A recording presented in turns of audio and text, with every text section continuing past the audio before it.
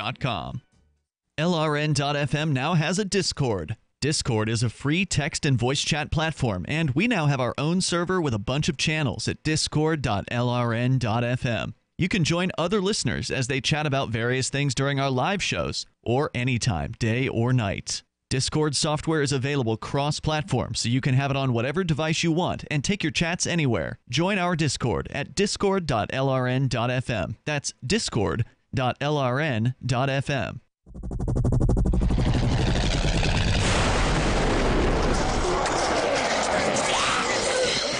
In Survivor Max 2, School Bites, Max must scavenge through a wasteland swarming with the undead. Desperate to find the medicine he needs, he discovers a community of survivors at his former school. Has he finally found the safe haven he's been looking for, or will he discover that school bites?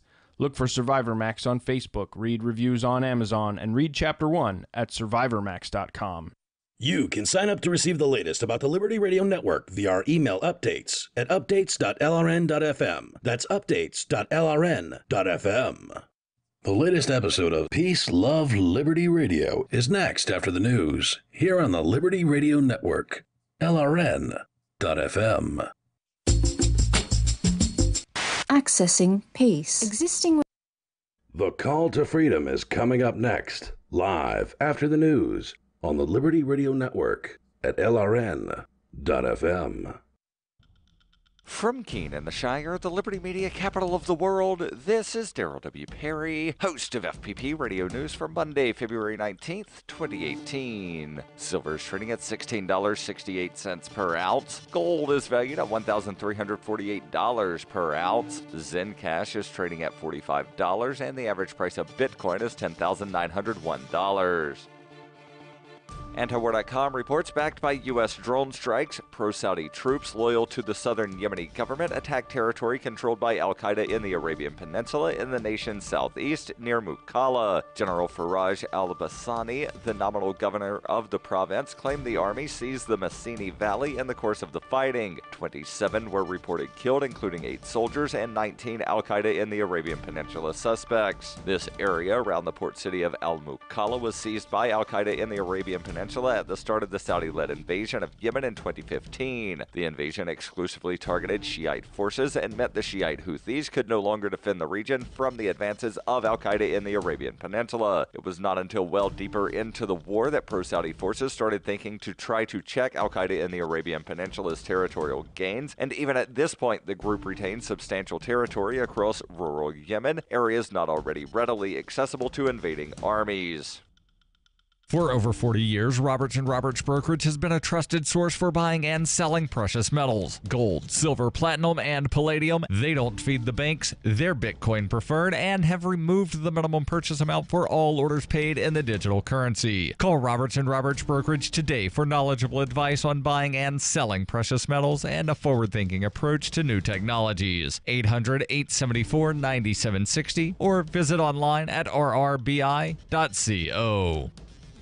UPI reports all 66 people aboard an Osman Airlines flight in Iran are presumed dead after the passenger plane crashed in the mountainous area Sunday. The ATR-72 aircraft crashed in the Dinah Mountains and disappeared from radar 50 minutes after embarking on a flight from Tehran to the southwestern city of Yasuj, according to an Instagram post made by the airline. A representative for the airline said, "Unfortunately, all the passengers and crew of this flight were killed. The aircraft carries 60 passengers, 2 hostesses, 2 flight safety personnel, and 2 pilots. The flight departed at 11:25 p.m. Eastern Time Saturday and crashed in Kohangan. 20 rescue teams were dispatched to the crash site, and 1 helicopter was forced to turn back due to poor weather conditions. The public relations chief for Osman Airlines said it would not be possible to confirm all of the deaths until the wreckage is recovered. He said, "Given the special circumstances of the region, we still have no access to the spot of the crash, and therefore we cannot accurately and definitively confirm the death of all passengers of the plane. Multiple flights out of Tehran were disrupted or canceled Sunday due to bad weather stemming from pollution-related fog." Are you looking for a cryptocurrency that has a focus on users and usability? Then look into Zencash. Zencash is the world's first private, distributed, and reliable platform for communications, transactions, and publishing. Zencash features global governance with inclusive decision-making, reliable funding for continuous improvements, and documentation and wallets in many languages that are available for Linux, Mac, Windows, and Android devices. Learn more at zensystem.io. That's zensystem.io. Reuters reports a Texas man who survived a deadly domestic attack hatched by his son is pushing the state to grant clemency for the condemned man, although it has never spared a death row inmate solely at the formal request of the victim's family. Thomas Bart Whitaker is set to be put to death by lethal injection on February 22nd for masterminding a 2003 plot near Houston that left his mother Tricia and brother Keith dead and his father Kent with a bullet wound near the heart. In the 31 states with capital punishment, district attorneys make the decision whether to seek the death penalty, balancing the punishment that they consider best serves society with the wishes of the victim's family. In this case, the local Texas prosecutor pursued death, and jurors decided Bart Whitaker deserves to be executed. His father, a 69-year-old devout Christian and retired executive, says if the penalty is implemented, it will only intensify his pain. After a 30-minute meeting with the chairman of the Texas Board of Pardons and Paroles in Austin, Kent Whitaker said, "I'm going to be thrown into a deeper grief at the hands of the state of Texas in the name of justice." Whitaker says his son has been a model inmate and has provided letters from death row prison guards to back that up. According to the clemency petition, Kent Whitaker, his relatives, and his wife's family do not want Texas to execute Bart. The panel's decision is due on Tuesday, 2 days before the execution. If it recommends commuting the death sentence to life in prison, Governor Greg Abbott would make the final decision. This has been FPP Radio News, online at fppradio.com. People are saying it could be a baby bump. Our senior celebrity correspondent, Tyler, is here. Tyler, you always have the inside dish. What's the deal? She looks like she got fat, so she might have a baby in her tummy. Oh? What else have you heard? I heard she has a boyfriend, and they have sex. That's right. You know, the Hollywood couple vacationed in Rome together just 2 months ago. They had a big hotel room, and I can tell you what they did in it. Spill it, Tyler. He put his penis in her vagina. Hot. She is one lucky gal. And she's going crazy. Uh-oh, is stardom starting to wear on Emma? Yeah, she's crazy and dumb. She put a carrot in her vagina. Whoa, do tell. Yeah, she said, "Oh, this carrot's like my boyfriend's penis. I'm gonna rub it all over my vagina. I'm so gross." Then she ate it like Bugs Bunny. What a hot mess. Hey, Emma, get it together, girl. Tyler, you are breaking news as always. This is the Onion News Network. The Call to Freedom is an opinion show. It's meant for informational purposes only. It is not licensed financial advice. It is very important to do your own analysis before making any investment based on your own personal circumstances. You should take independent financial advice from a professional in connection with or independently research and verify any information that you hear from the Call of Freedom and wish to rely upon, whether for the purpose of making an investment decision or otherwise. I mean, come on, guys. Duh. It's a cryptocurrency investment and a political talk radio. Of course, it's opinions. Computers are online. I'm gonna start loading software. 5, 4, 3, 2, 1. Welcome to the Call to Freedom. Broadcasting live from Vertcoin Studios on LRN FM. You're listening to Will. You will listen to every damn word I have to say. And Aria. Be afraid. Be very afraid. Stay tuned for political talk and everything crypto. That's right. Broadcasting internationally on our BitPlus network satellite. This is the Call to Freedom. All right, let's boot it up. All right, welcome you to the Call to Freedom here on LRN.FM. We are broadcasting live from the Vertcoin studio, and I am Will Coley, your host as always. Beginning off another week here. It's going to be a good week, I believe, but we have got a heck of a lineup with us tonight. We have with us our, part of the classic crew. Unfortunately, Aria is very under the weather right now. So we're sending prayers and good vibes to her. But we also have with us, as you can hear back there, chitty chit chat chat in the background, Mr. Tom Gray, and we also have Chelsea with us from what is the name of that? The Vora method. The Vora method. There we go. The Vora method and the Maryland Libertarian Party from our Monday night crew that is with us tonight.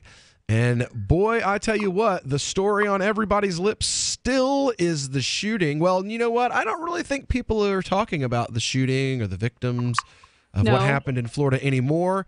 It is now, well, it is the first major political measuring contest, fill in the blank there if you'd like, of 2018. Yeah, because everybody already failed the one that had to do with the budget. Miserably. I wasn't chitty chat in the background, by the way. I was saying Arya is out today with a migraine, and I wanted to mention that because anybody who has suffered one knows what that's like. Speaking of migraines, you mentioned the same old gun debate that we have every time kids die. Yes, every single time. Every time, and it never has anything to like. We're way too far out for it to have anything to do with the dead kids anymore, unfortunately. And that's a party foul on all sides, by the way.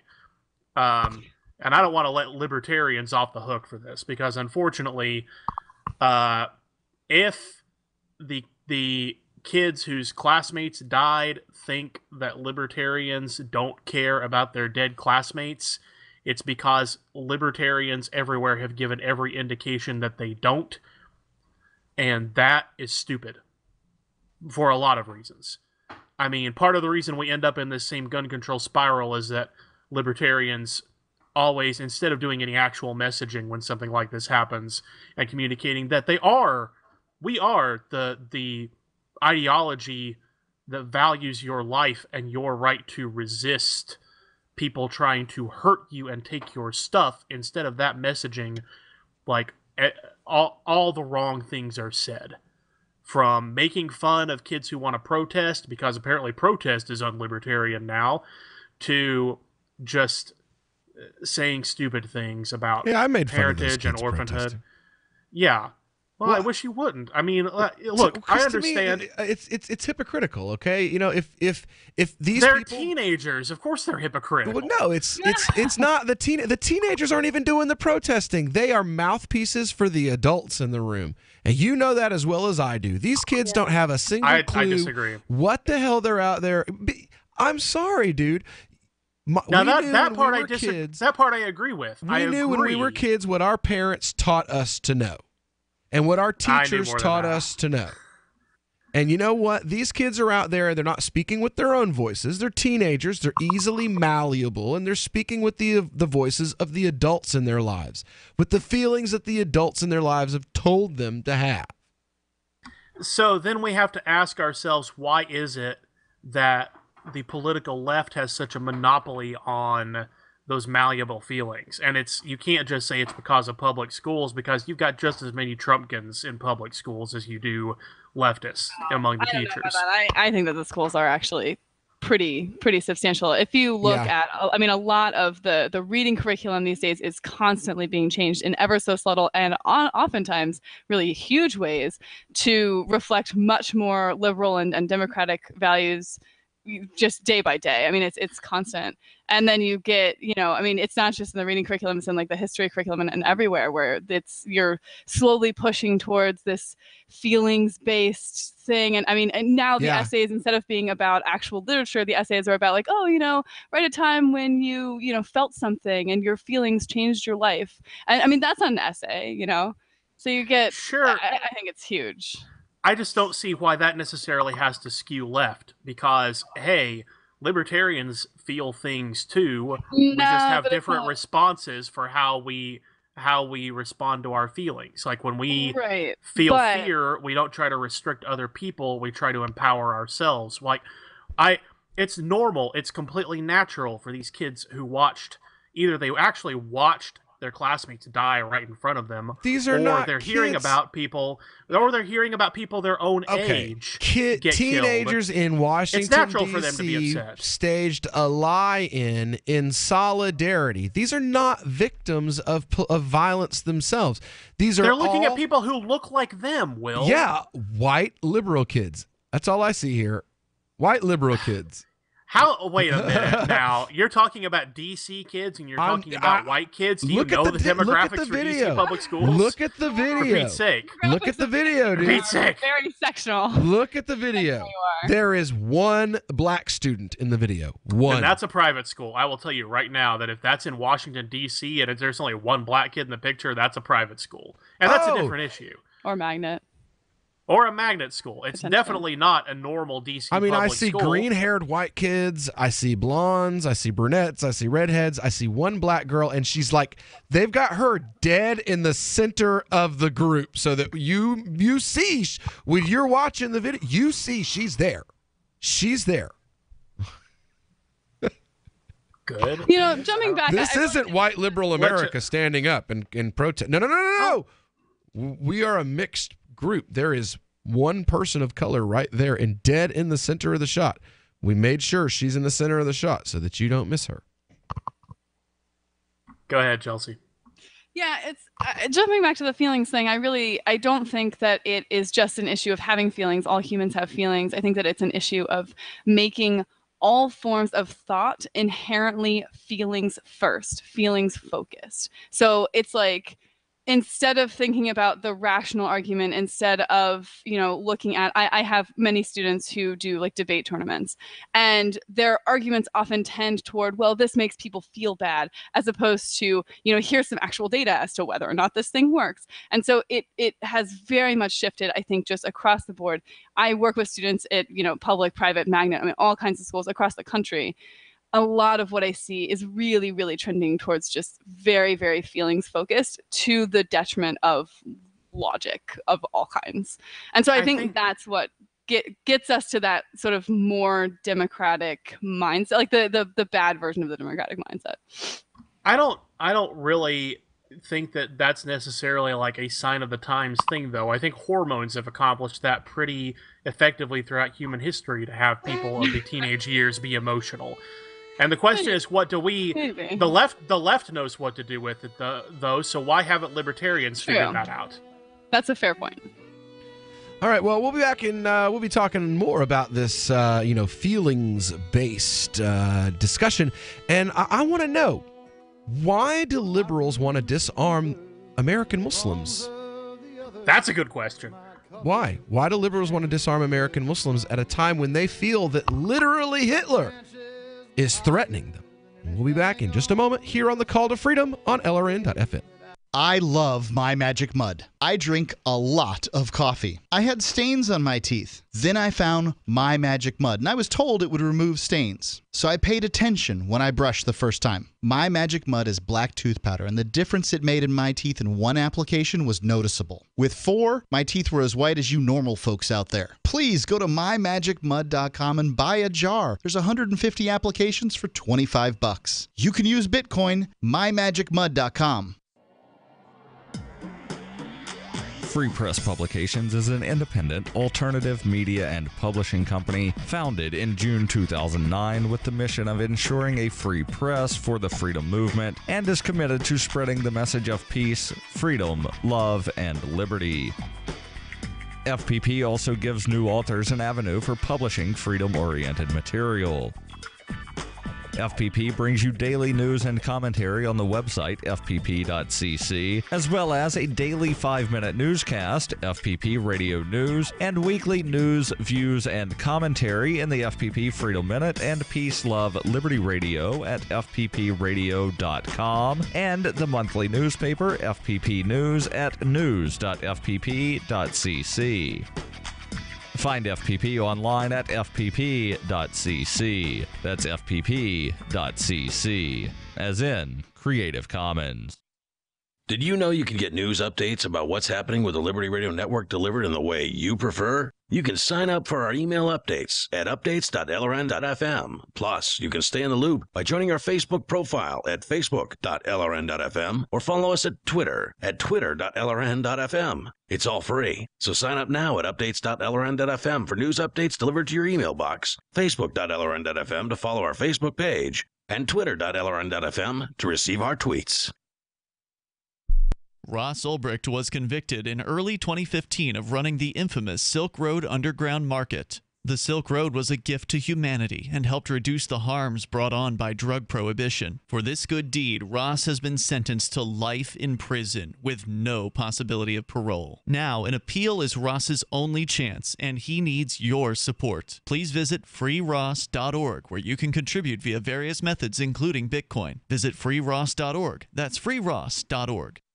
Imagine someone in your community getting in their car, turning on the radio, and hearing the Liberty Radio Network. You can make that vision a reality with your own micro radio station. Visit broadcast.lrn.fm to learn how you can put our programs on the air in your area. You can have LRN.FM running around the clock, and you can even add in your own local shows. Building a radio station is simple, but programming isn't. That's where LRN.FM comes in. Learn more at broadcast.lrn.fm. That's broadcast.lrn.fm.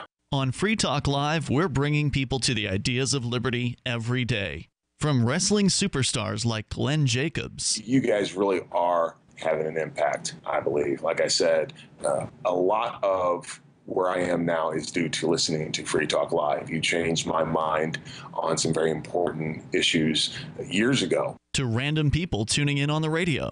I was kind of stuck in the left-right paradigm. I heard your show by chance on a Saturday night. From there, I went on, joined the Free State Project, and become an amplifier. So, I mean, that's really the reason why I amp is because I know that if it wasn't for you guys being on as many stations as you are, I never would have found the ideas of liberty. Your amp will directly change more lives by getting Free Talk Live in front of people looking for talk radio online and on the air. When you amp Free Talk Live, you get perks like access to the AMP-only Facebook group and AMP podcast. Visit amp.freetalklive.com. What's up next? Visit the Liberty Radio Network program guide to find out at shows.lrn.fm. That's shows.lrn.fm. You are listening to the Call to Freedom on LRN.fm. आप सुन रहे हैं स्वतंत्रता की पुकार सिर्फ और सिर्फ LRN.fm पे।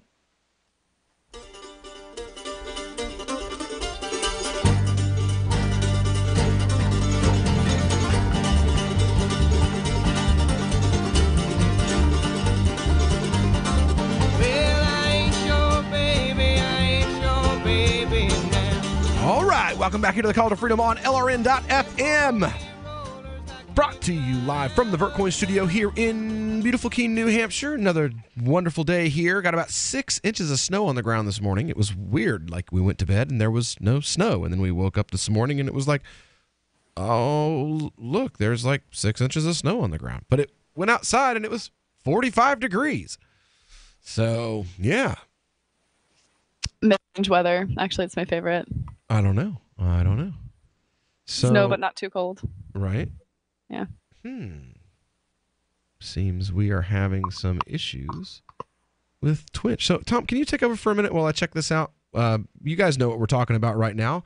Basically, the left is clamoring to figure out a way to outlaw guns in any way they can. And, well, I don't know.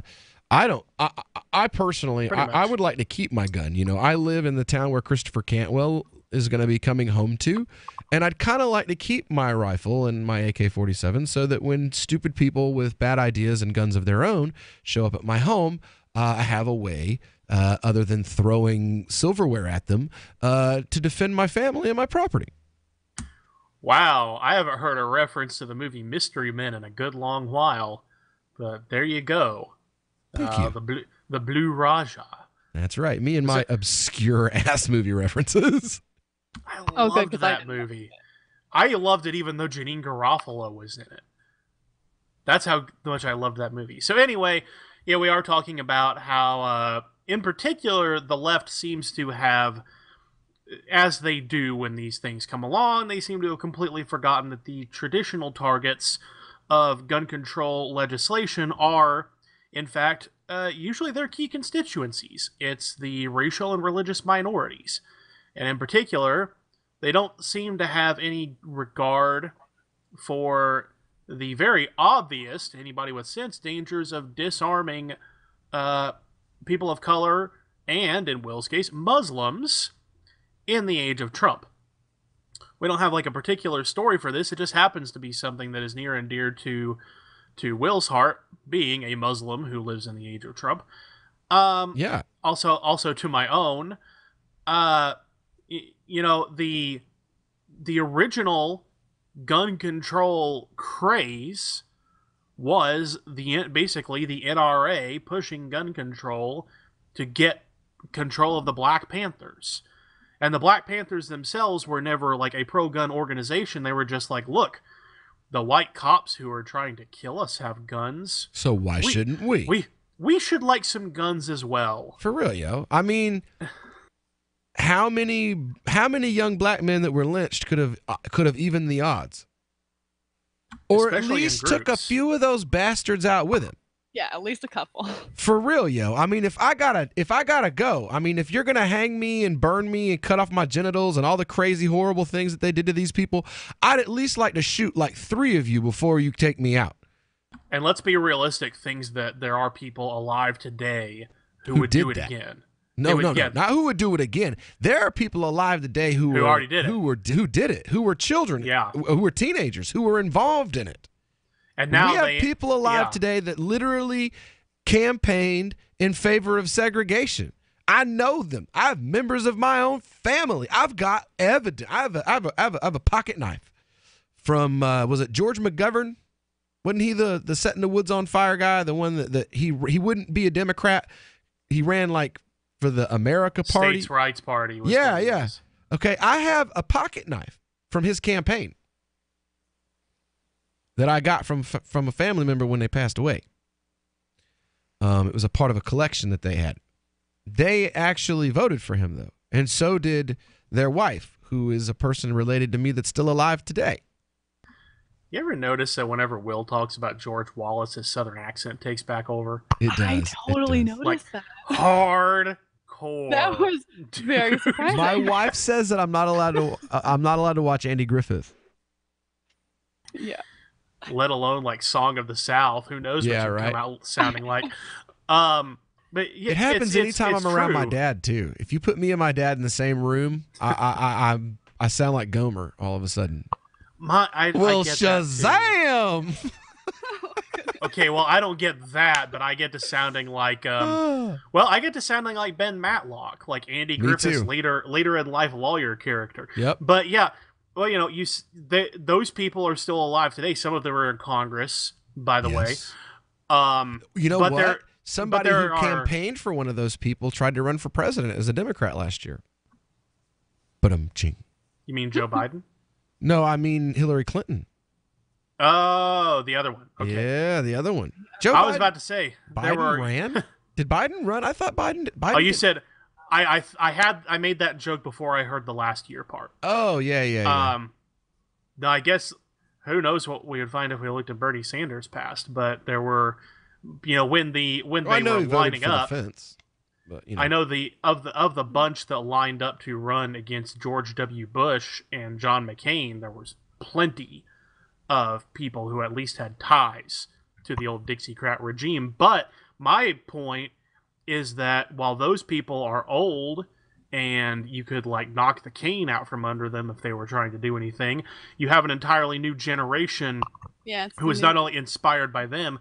Yeah, I mean, you have the Pinochet helicopter people who want to hang the Black Lives Matter people and draw pictures about it and then call themselves libertarians. You have, you have very real neo-Nazis, who, by the way, tried to take credit for training this kid in Florida, and now it looks like they were lying. Who would have known that a white supremacist group might lie to the Anti-Defamation League? I can't imagine why they would do that. You mean terrorist organizations try to take credit for attacks that they didn't actually pull off? and try to make it look like the accusation itself is coming from one of the groups they like to terrorize. That's what was interesting. But yes, they want you to think that they are capable of this. That they have that this is an active thing you need to fear is them. You have literal white separatist groups who want to form new countries that are all white people and kick all the black people out. They're out there right now. And yet, the tool that the Founding Fathers specifically reserved so that minorities, at their time ideological minorities, but minorities of all stripes could defend themselves against these terrors, and the left, who usually claims to be all about protecting minority rights, throws them out the window when they see a political opportune thing like this to make the white liberal mommies feel better. Right? Isn't it always about the soccer moms, man? I'm telling you what, soccer moms are going to destroy the world. I mean, they supported the Iraq invasion. Oh, wait, and then decided that they didn't anymore. After they bought the Bush doctrine hook, line, and sinker, then they felt bad, so... All right, well, we'll be back in just a moment here on the Call to Freedom. If you want to get into this talk about emotionalism in politics, give us a call, 603-283-6160. The Free State Project has reached its goal of 20,000 liberty lovers who've pledged to move to New Hampshire and get active to achieve liberty in our lifetime. Perhaps you're trying to figure out what part of New Hampshire should be your destination. If so, consider Keene. You'll find more than 150 reasons to move to Keene at move.freekeene.com. Keene is famous for its historic, publicity-generating activism, as well as being the liberty media capital of the world. It's home to freekeene.com, New Hampshire's destination for liberty activism, news, and opinion. For years, we've been compiling over 150 reasons to move to Keene at move.freekeene.com, where you'll learn about some of what's happening here and what makes Keene a great place to live. If you love liberty, you'll probably enjoy anywhere you end up in the Shire. But do your due diligence first. Please visit move.freekeene.com for the full list of over 150 reasons to move to Keene. That's move.freekeene.com. So you've signed the Shire Society Declaration and are planning your move to New Hampshire to be around more liberty-oriented people. Next, sign up for the Shire Society Forum at forum.shiresociety.com. There are a bunch of people there who are already in the Shire, and they want to meet you. If you're already in the Shire physically, you should also come by the forums. Remember, not everyone uses Facebook. New people are signing up for the Shire Society Forum every month, so drop in and say hello at forum.shiresociety.com. This is Michael Dean from the Freedom Fiends. I've run websites since 1996 and have used over a dozen web hosts in that time. AgristHosting.com is the only one that hasn't broken my heart. Agrist Hosting's uptime and service is stellar, and their DDoS mitigation is the best I've seen. That's important because if you tell the truth in this world, you'll ruffle feathers. And some people will try dirty tricks to silence your voice. No matter what the haters hit us with, Agrist Hosting keeps our websites online. If you have a mission-critical commercial presence or a world-changing activism site, you cannot tolerate any skullduggery. So go with AgristHosting.com. Have a WordPress or blog site, but you're not satisfied with performance or uptime? Or just want raw hosting? Want to pay with Bitcoin? Agrist Hosting specializes in high-performance hosting with personalized service. Go to AgristHosting.com and click on the button that says Get Hosted. That's AgristHosting.com. The three most important things you can do for LRN.FM are: 1. Let your friends know you're listening to LRN.FM on your social networking profile. 2. Buy the things you buy online through shop.LRN.FM. 3. Give $5 a month to the AMP program at amp.lrn.fm. It's my firm belief that the AMP program is the best use of your charitable dollar among liberty-oriented groups. Support all your favorite organizations, but make sure you give $5 a month to the AMP program at amp.lrn.fm. Is spreading the message of liberty, cryptocurrency, and peace around the globe worth $2 per month to you? As you may already know, in addition to our internet feed, LRN.FM broadcasts on free-to-air satellite across North and Central America, as well as Sub-Saharan Africa. And we've been available on satellite for free 24/7 since 2010. The LRN.FM free-to-air satellite signal is reaching some of the most oppressive regimes in the world, and there's no doubt our ideas are making an impact. You can learn more about the channel's impact by watching the 3-minute video at fund.lrn.fm. If you'd like to help free minds globally with our ideas of liberty, cryptocurrency, and peace, you can donate as little as $2 per month via fund.lrn.fm. You can help us continue and expand our satellite broadcast to multiple continents. Visit fund.lrn.fm today, and thank you for your help. Don't forget to share the link on social media. That's fund.lrn.fm. If you enjoy LRN.FM, please contribute to your favorite shows via their websites and become an amplifier at amp.lrn.fm. That's amp.lrn.fm. You are listening to the Call to Freedom on LRN.fm. Unasikiliza wito wa uhuru katika LRN.fm.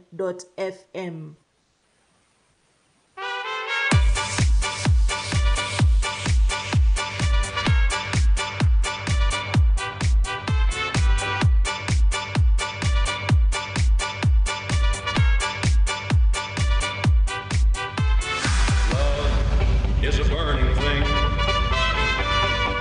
and it makes a fiery ring, bound by wild desire. I fell into a ring of fire. All right, welcome back into the Call to Freedom on LRN.fm.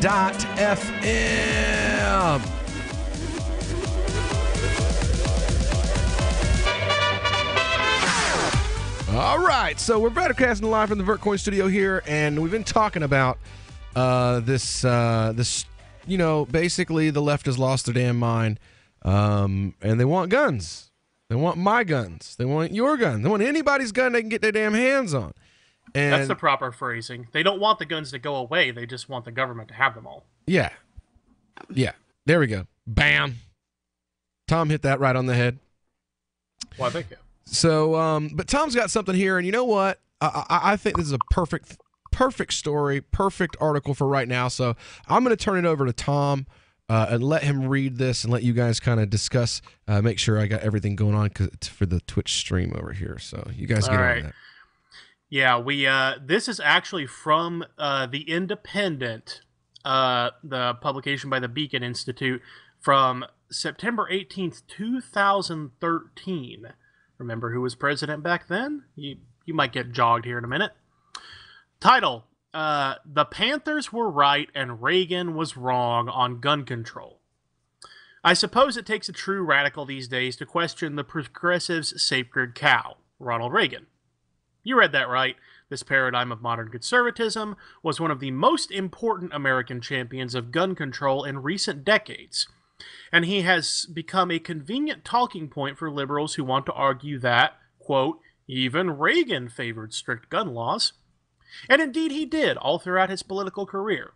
As president, he used executive orders to ban the importation of certain shotguns, and he later threw his weight behind the Brady Bill and the 1994 assault weapons ban, which, by the way, Democrats want to bring back. As governor of California, Reagan signed the Mulford Act into law in 1967. Oh, you mean that Republican Jesus signed a gun control bill? Mm-hmm. And there's more specifics. The purpose of the law was to disarm the Black Panthers, a radical leftist group that openly carried firearms, kept an eye out on the police, and even took their rifles to the state capitol to protest what they decried as racist legislation. Which is literally the point of owning guns. Mm-hmm. Literally the point. Mm-hmm. Exactly. Literally. Exactly. Literally the entire point. As literally as it can get. In the late 1960s, the racism of gun control was fresh on many civil rights thinkers' minds. Upholding gun rights for freed slaves was a primary motive behind the 14th Amendment. State-level gun control became instrumental in suppressing blacks. The history of American gun control is a history of racism and prejudice. In the early 20th century, the Sullivan Act in New York, ironically named for an Irishman, banning the carrying of small arms was likely aimed at Italian immigrants, but for most of history, the major target was blacks. After a racist bombed his home, Martin Luther King Jr., generally an advocate for nonviolence, procured weapons and attempted to get a concealed carry permit. but was rejected. The first major gun confiscations targeted blacks who couldn't rely on the police to protect them because the police were their enemies. I think that pretty much, covers the gist of the article. Yeah. Now, and another thing, you can go ahead and deal with that, Tom. Another thing is one of the most famous pictures that we see of Malcolm X is him holding a rifle in one hand. A rifle that, by the way, would be illegal today. And looking out his window for racist, agitating pricks with the other. So it's like, but then again, both Martin Luther King Jr. and Malcolm X felt that people who were Democrat, that were black and voted for Democrats, were chumps. I mean, I can play it for you if you don't believe me. We can play the audio and you can hear him say it yourself. Well, that comes out every election, though. I mean, there's always a huge discussion about that. And, one of the things that always comes to mind with all of these things is I really think, and I think that this is true of both sides, that politics is about creating so much cognitive dissonance that you can't really find any truth anymore. And so you so easily forget history, and you so easily forget all these things, and it turns into this 1984 type scenario. But you get to this point where, like, we don't remember those things. We don't remember those images of people actually using guns the way they were intended to be used. And now we have this Black Lives Matter movement that advocates against police, but they could do more. I mean, they could do the same thing that was done before, and it's just not. This February, we're celebrating Black History Month by honoring those who came before us. YouTube now has an autoplay, so that if you open a new YouTube window, it automatically plays a Black History Month video. Oh, that's annoying. Yeah, but you're not allowed to say that if you're a racist. If you're annoyed by an auto-playing video that's about Black History Month, you're racist. If it's about any other topic at all, it's not racist. But since it's Black History Month and you're annoyed by that, that automatically means that you're in the Klan and you're a Nazi and you're a white supremacist and, all of those things that the left has to say. Right. Oh, my goodness. Let's listen to what Malcolm actually does have to say about guns. Brother Jesse Gray, for the invitation to come here this afternoon and participate in this rally, which I believe is for the good of the community, the good of the black community. And anything that's good for the black community, the white man should realize it is good for his community.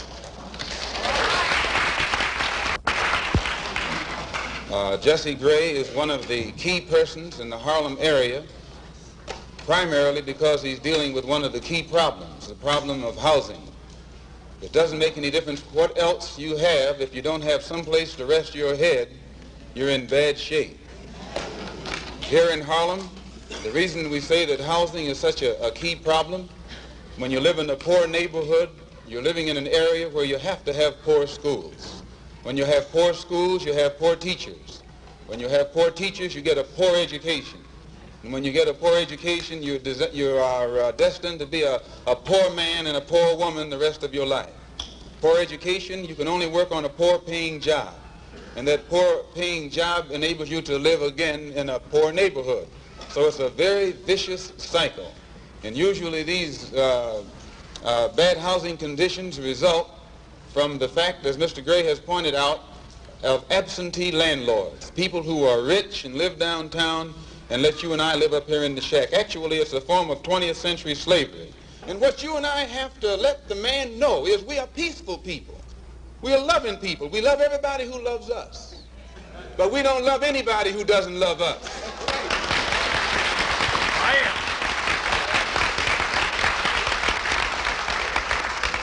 We're nonviolent with people who are nonviolent with us. But we are not nonviolent with anyone who is violent with us.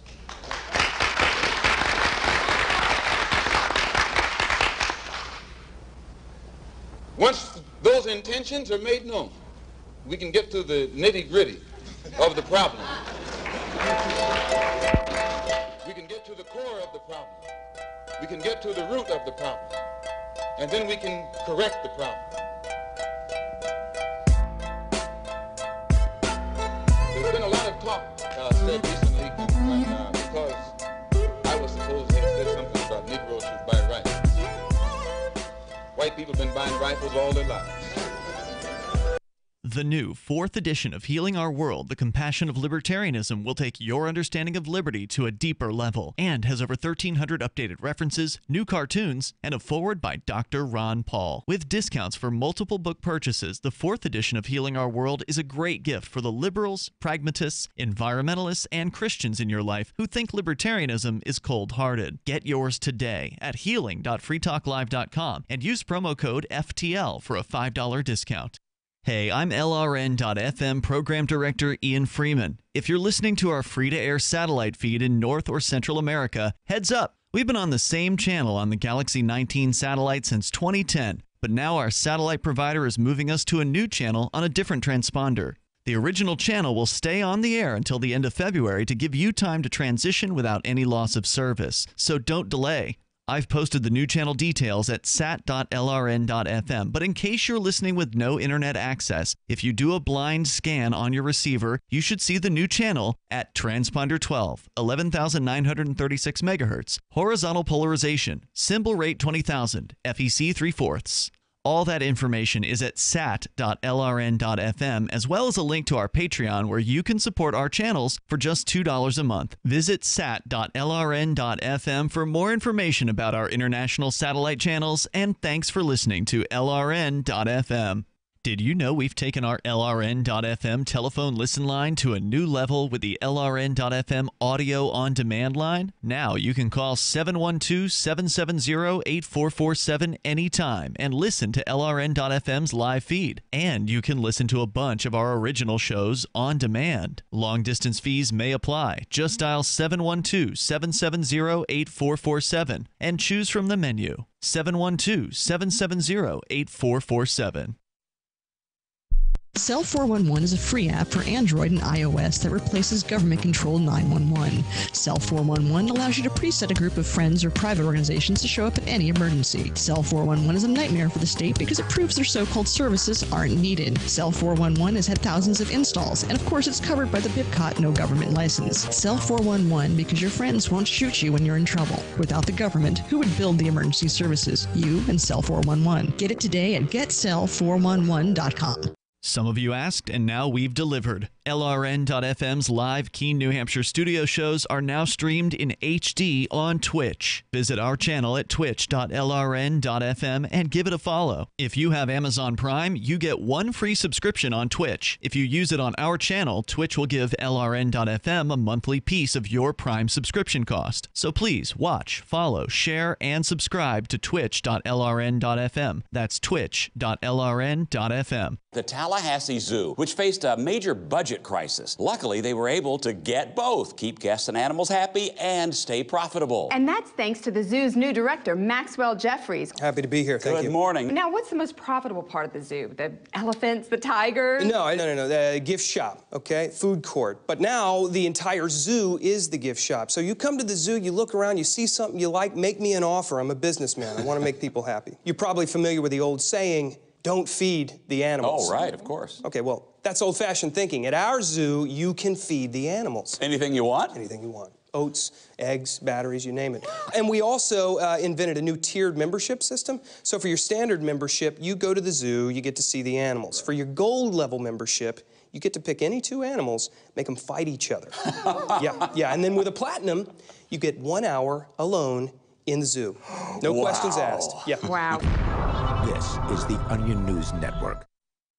Join the LRN.FM Discord for live chat 24/7 at discord.lrn.fm. That's discord.lrn.fm. You are listening to the Call to Freedom live on LRN.fm. تستمعون إلى نداء للحرية مباشرة على LRN.fm.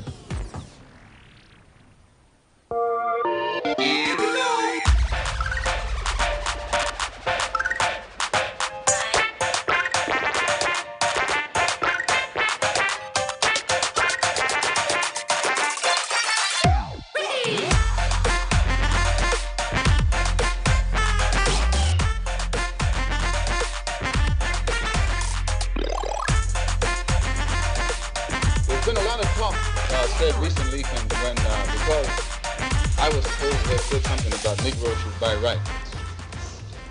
White people have been buying rifles all their lives. No commotion.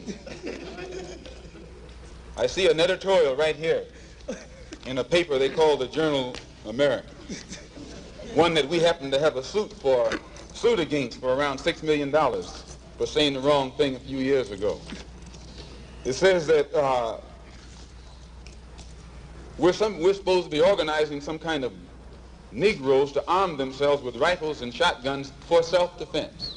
America is based upon the right of people to organize for self-defense. This is in the Constitution of the United States. You read it for yourself. Brother James had the Constitution. He brought the Constitution in with him. I don't know why. What is that? No, what article is that? The Second Amendment to the Constitution spells out the right of people. I wonder if that means the left is calling Malcolm X an ignorant arms hick. To defend themselves. All of you know I'm not an integrationist. I'm a believer in the Honorable Elijah and follower of the Honorable Elijah Muhammad. I'm still a Muslim. My religion is Islam. I run into some obstacles in the Nation of Islam, and I feel that I can best serve the Honorable Elijah Muhammad's purpose and program and carry into existence what I feel, I understand, concerning his objectives better on the outside than I can on the inside.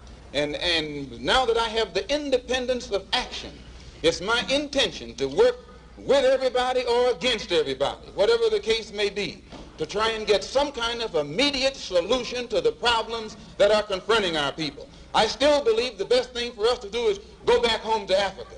But while we're getting ready to go back, we've got to eat now, we've got to sleep now, we have to have some clothes now, our children have to go to school, and we need some place to work.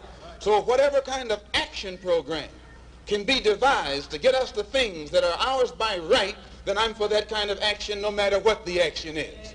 I don't think when a man is being criminally treated that some criminal has the right to tell that man what tactics to use to get the criminal off his back.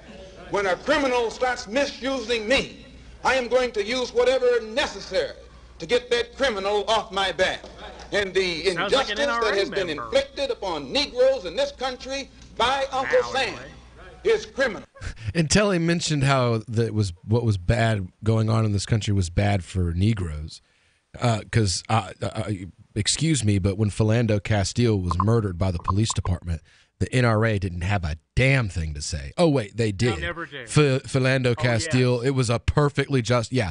I'm sorry, man. The NRA, every person of conscience who is a supporter of gun rights for personal carry and personal protection should have burned their NRA card the day they refused to stand up for Philando Castile. Oh, I have my own story about the NRA. I think I've told you before about when I ran for office, the grade they gave me. The NRA. What grade did they give you? They gave me a C. Because why? What was their reasoning? They didn't give me an explicit reason, but I'll tell you exactly how I answered their candidate survey. They asked me, my views on guns, and I said, I believe the Second Amendment is an absolute. I believe the people have the right to bear the exact same arms that the military does, because I believe that was the original intent of the Second Amendment. And I believe that we should own guns not only to protect ourselves and our property, but to protect ourselves against the tyrannical government. And then later in the survey, they asked, how do you feel about using the power of the state to subsidize landowners so that wealthy people can hunt on their land? And I was like, not really in favor. Seems like an illegitimate use of my money. And then they asked something else about giving a subsidy to gun ranges or some such thing. And I was like, not really into subsidies. Not my thing. Give me a C. NRA is wicked pro-government, yo. It is very much so. I've literally seen it argued with the NRA that instead of banning firearms, that we should force people to register ammunition. What? Yeah. That's worse than anything I've ever heard a Democrat come out with outside of I want to come and send the police to your house to take your guns. Like, that's the next logical step. If you're literally making me register every piece of ammunition that I have. And then you buy more and you have to register. I mean, how do you even, that's just like a logistical nightmare. Who's going to run it? Not only can run the DMV, so. Like, this is how you end up with the Branch Davidians. The NRA was also in favor, of course, of the bump stock ban. But those two things have the exact same root. It's because the NRA is funded by big money gun manufacturers, and they want to control the flow of both ammunition and aftermarket parts so that 3D printing and other technologies don't cut into the profits of those moneyed interests. Yeah. And that's their real bent. They don't really care. I posted it yesterday. President Trump does not care about gun rights. The NRA does not care about the Second Amendment. And as soon as both of them realize it about the other, they will both sell you up the river. Oh, yeah. That is coming sooner than later. Oh, That is coming before the midterms, in fact.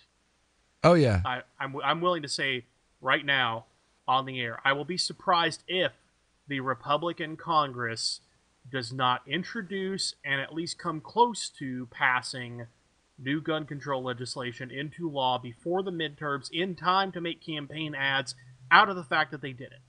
Yeah. Yep. You're right. And that's our pro-gun. Supposed pro-gun team. Yeah. Well, you got to remember, like, these are people like GOA, Gun Owners of America. If a woman says, you know what, I'm not going to let Muslims shop in my gun store, Gun Owners of America will give her a national award. They did. Mm-hmm. William Grigg of LouRockwell.com called them out on it and was like, so basically what you're saying is you're pro-Second Amendment all the time as long as it's not Muslims. So some Americans you don't think should be protected and have the right to have access to firearms. And when someone denies them access to a right, you're going to give them an award and then say straight out on radio, well, yeah, you know what? I think there's just like Muslims I don't think should have guns. And these are the people when the NRA gave me that C grade, these were the people that my friends who were right of the NRA said, oh, you should go join GOA. They are actually about gun rights. You know what? I believed it too for a little while. I believed it too for a minute until they gave that crazy woman an award, and I was like, "Are you kidding me? Somebody what?" And it was like a Champion of America award or some horse nonsense like that. Yeah, that sounds like nonsense. And I'm like, "Huh?" Honestly, these days, it almost feels like a matter of time. When anything starts up, it feels like a matter of time before it just compromises on its principles and falls in line with whatever everybody wants to hear. Yep. Yeah, absolutely. Which is mostly just the fear-mongering. A lot of that. When liberty dies in this country, it'll be draped in a flag and screaming about the moose lambs. Right?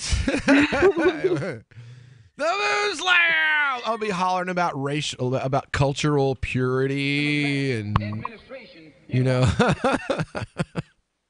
it'll be the same exact message that we fought against in the 30s and the 40s, basically. Except, you know, now instead of them their Black Panthers, it's them their MS-13 or them their Illegals or, you know, of course, them their moose lambs.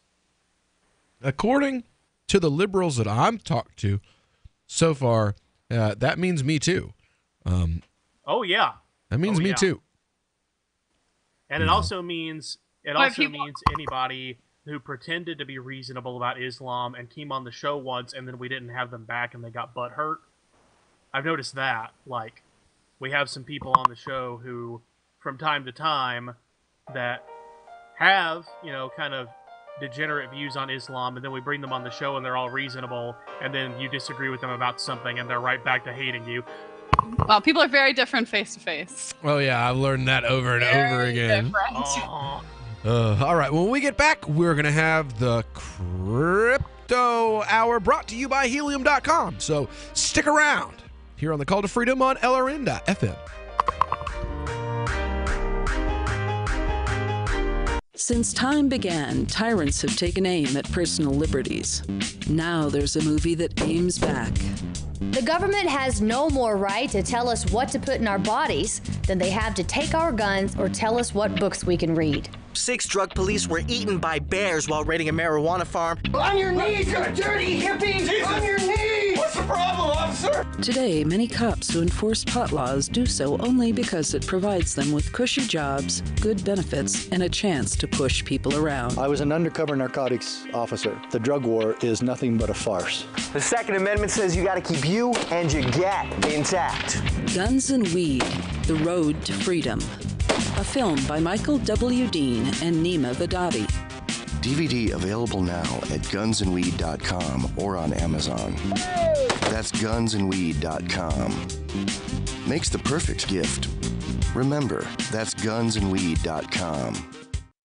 Did you know you can listen to LRN.FM via our free-to-air satellite channels? We have channels over nearly all of North America and much of Africa. All you need is an affordable receiver and a dish as small as 30 inches. There are no monthly fees. Learn more at sat.lrn.fm. Plus, if you are a broadcaster or want to be one, this is a good delivery method for our content. See our coverage maps and get details at sat.lrn.fm. That's sat.lrn.fm. sat.lrn.fm. We've all heard about blockchain assets like Dogecoin, Ether, and Ripple. Bitcoin isn't the only player in the blockchain game any longer. And for those of us wondering how to get our hands on these digital assets, finally, there's a solution. Shapeshift.io allows you to buy and sell between your digital assets and Bitcoin instantly between your own digital wallets. I've used it with ease. Shapeshift.io. There's no account or email address needed. You send them the crypto you want to sell. They send back the crypto you want to buy. It's that easy. Shapeshift.io.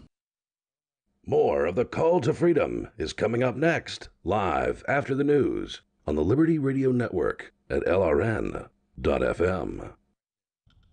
From Keene in the Shire, the Liberty Media capital of the world, this is Daryl W. Perry, host of FPP Radio News for Monday, February 19th, 2018. Silver is trading at $16.68 per ounce. Gold is valued at $1,348 per ounce. Zencash is trading at $45, and the average price of Bitcoin is $10,901.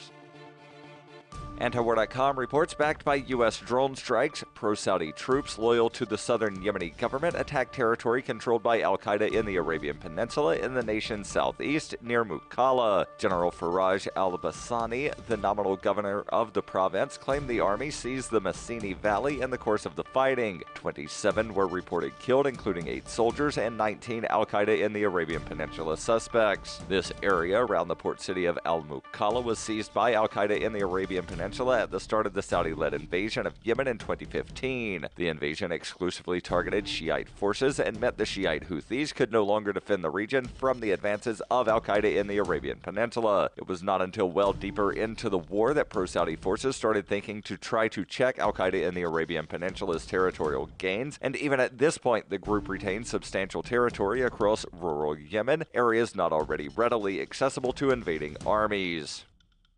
For over 40 years, Roberts & Roberts Brokerage has been a trusted source for buying and selling precious metals. Gold, silver, platinum, and palladium. They don't feed the banks. They're Bitcoin preferred and have removed the minimum purchase amount for all orders paid in the digital currency. Call Roberts & Roberts Brokerage today for knowledgeable advice on buying and selling precious metals and a forward-thinking approach to new technologies. 800-874-9760 or visit online at rrbi.co. UPI reports all 66 people aboard an Osman Airlines flight in Iran are presumed dead after the passenger plane crashed in the mountainous area Sunday. The ATR-72 aircraft crashed in the Dinah Mountains and disappeared from radar 50 minutes after embarking on a flight from Tehran to the southwestern city of Yasuj, according to an Instagram post made by the airline. A representative for the airline said, "Unfortunately, all the passengers and crew of this flight were killed. The aircraft carries 60 passengers, 2 hostesses, 2 flight safety personnel, personnel and 2 pilots. The flight departed at 11:25 p.m. Eastern Time Saturday and crashed in Kohangan. 20 rescue teams were dispatched to the crash site, and 1 helicopter was forced to turn back due to poor weather conditions. The public relations chief for Osman Airlines said it would not be possible to confirm all of the deaths until the wreckage is recovered. He said, given the special circumstances of the region, we still have no access to the spot of the crash, and therefore we cannot accurately and definitively confirm the death of all passengers of the plane. Multiple flights out of Tehran were disrupted or canceled Sunday due to bad weather stemming from pollution-related fog.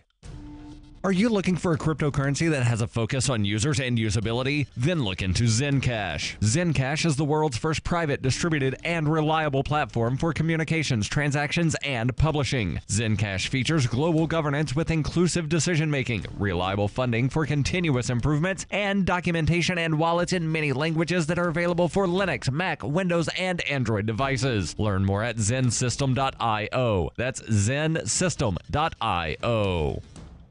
Reuters reports a Texas man who survived a deadly domestic attack hatched by his son is pushing the state to grant clemency for the condemned man, although it has never spared a death row inmate solely at the formal request of the victim's family. Thomas Bart Whitaker is set to be put to death by lethal injection on February 22nd for masterminding a 2003 plot near Houston that left his mother Tricia and brother Keith dead and his father Kent with a bullet wound near the heart. In the 31 states with capital punishment, district attorneys make the decision whether to seek the death penalty, balancing the punishment that they consider best serve society with the wishes of the victim's family. In this case, the local Texas prosecutor pursued death, and jurors decided Bart Whitaker deserves to be executed. His father, a 69-year-old devout Christian and retired executive, says if the penalty is implemented, it will only intensify his pain. After a 30-minute meeting with the chairman of the Texas Board of Pardons and Paroles in Austin, Kent Whitaker said, "I'm going to be thrown into a deeper grief at the hands of the state of Texas in the name of justice." Whitaker says his son has been a model inmate and has provided letters from death row prison guards to back that up. According to the clemency petition, Kent Whitaker, his relatives, and his wife's family do not want Texas to execute Bart. The panel's decision is due on Tuesday, 2 days before the execution. If it recommends commuting the death sentence to life in prison, Governor Greg Abbott would make the final decision. This has been FPP Radio News, online at fppradio.com. This is the Onion Week in Review. Quiet and reserved temp Kevin Bright surprised his coworkers this week when they discovered that the mild-mannered 27-year-old was actually an untalented singer-songwriter. How did I get here? It's probably a tree.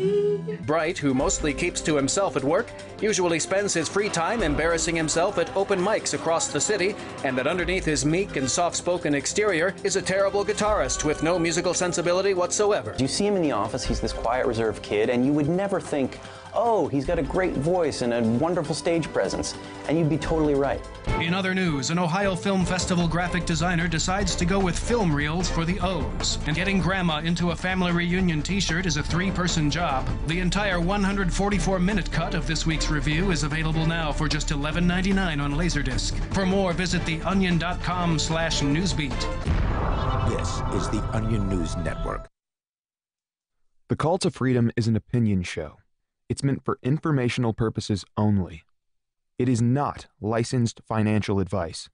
It is very important to do your own analysis before making any investment based on your own personal circumstances. You should take independent financial advice from a professional in connection with or independently research and verify any information that you hear from the Call of Freedom and wish to rely upon, whether for the purpose of making an investment decision or otherwise. I mean, come on, guys. Duh. It's a cryptocurrency investment and a political talk radio. Of course, it's opinions. Hold. Hold. Hold.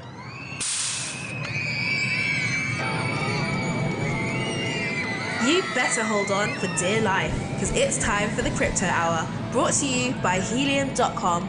On the Call to Freedom. That's right. Welcome to the Crypto Hour on the Call to Freedom on LRN.FM. We are broadcasting live from the Vertcoin studio, and our Crypto Hour, as always, is brought to you by, well, it's brought to you by Helium.com. You see, if you're new to the crypto industry, you want to get invested, but you don't want to have to do all that legwork. You don't want to have to go out and read white papers and all this other stuff. You want to actually be able, blah, blah,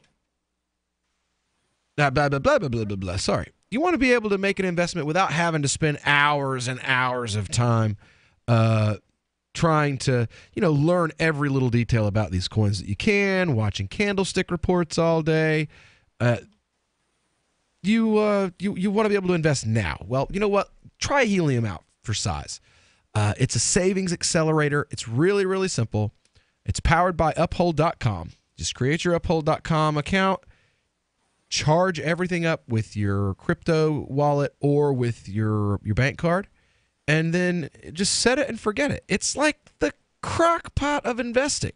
The bot does everything for you automatically, and Helium just lets your money move you. So go to helium.com/CTF. That's Helium with an E. HELEUM.com/CTF to get a great deal for being a Call to Freedom listener. Now, we're back here, and if you can't tell, when I got robbed, they got all of my live read scripts. So really can't tell. It's not all that different. I know. It really isn't all that different. I get lost every once in a while and totally forget that I'm talking about something that's important. We're being paid to do this. Once in a while, 5 times an episode, same difference. It happens.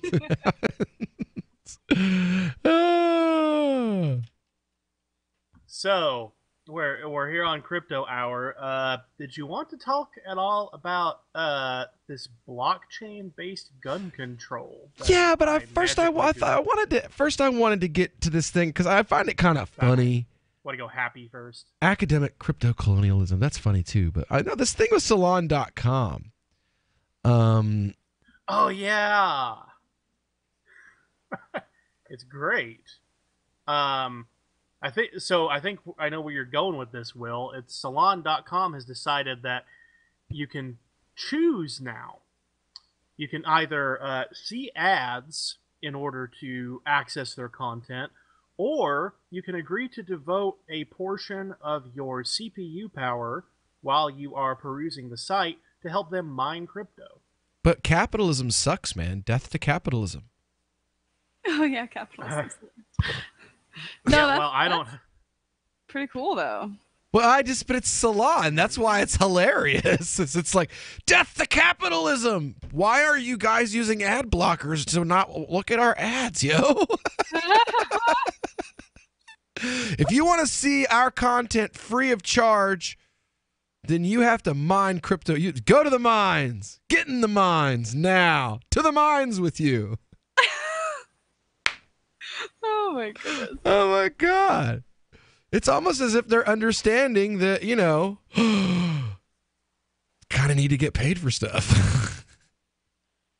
I thought they were social. What the hell happened to communism, man? I can't afford to let you use my computer, and I can't afford to give up the time necessary to look at the ads, so you should just give me the content for free. You got to turn their own logic around on them. I want it ad free for free, because it's free means free, just like the free college that Bernie was going to give everybody. Oh yeah, let's bring that back. The free college that Bernie was going to give everyone was free, and you know what? While we're at it, I think I should get free Bitcoins. So, I hate to rain on Salon. I'm sorry. No, hold on.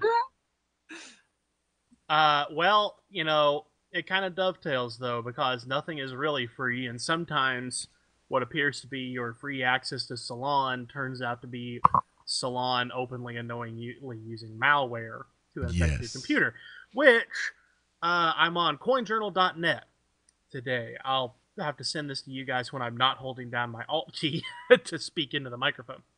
Headline, 23% of organizations globally affected by crypto mining malware, says cybersecurity firm.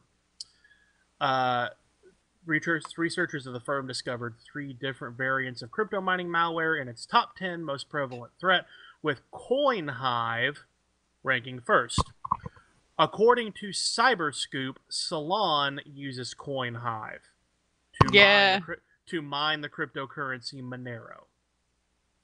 Yeah, that was going to be my Monero. first fear was Really? what access do they get? That's odd to me because Monero is like the let's hide our money from the government coin.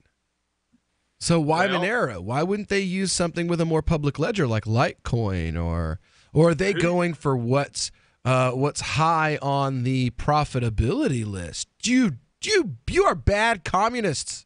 You're very bad communists. Who's to say they have any idea what coin they're actually mining and that it's not some like corporate CEO like, we've got to get in on this crypto thing. Jenkins, go get me a device. With the voice. Right. With the voice. But especially This that. is like, yeah, I imagine that most corporate decisions like this are not based on any actual investigation of cryptocurrency or of blockchain technology. It's some old dude sitting behind a desk with all his middle managers around going, Jenkins, get me a crypto. Well, it would make sense if it weren't for the fact that Monero's profitability, according to What to Mine, is so low. And it really, it's in the top like 50, but I've never seen Monero in the top 10 on profitability. I mean, to me, it would make more sense if it was something like Expanse or Ethereum or Z Classic or something like that, that's a more profitable coin to mine than Monero. Well, it's especially given as, like I said, Monero is a privacy coin. Monero is the coin that people like to do a lot of their dealing in the black market. The darker portions of the web. Monero is really kind of the coin of choice. So I guess I can understand why it might have an attraction for journalists, though, then, because if you've got like black market sources or sources in countries where you want to actually be able to pay them underneath the government, you would like to have a stockpile of something like Monero, if that makes sense. However, I would like to point out that when you're using someone else's CPU and somebody else's internet connection and somebody else's electricity, it's all profit. So it doesn't necessarily matter what the profit margin is. Well, it's sort of a bit so they're doing that in lieu of ads, so they're like losing the ad profit they're getting. I mean, it's a bit different. Yeah, but I guess. Well, it says right here, a quote from Salon says, like most media companies, Salon pays its bills through advertising.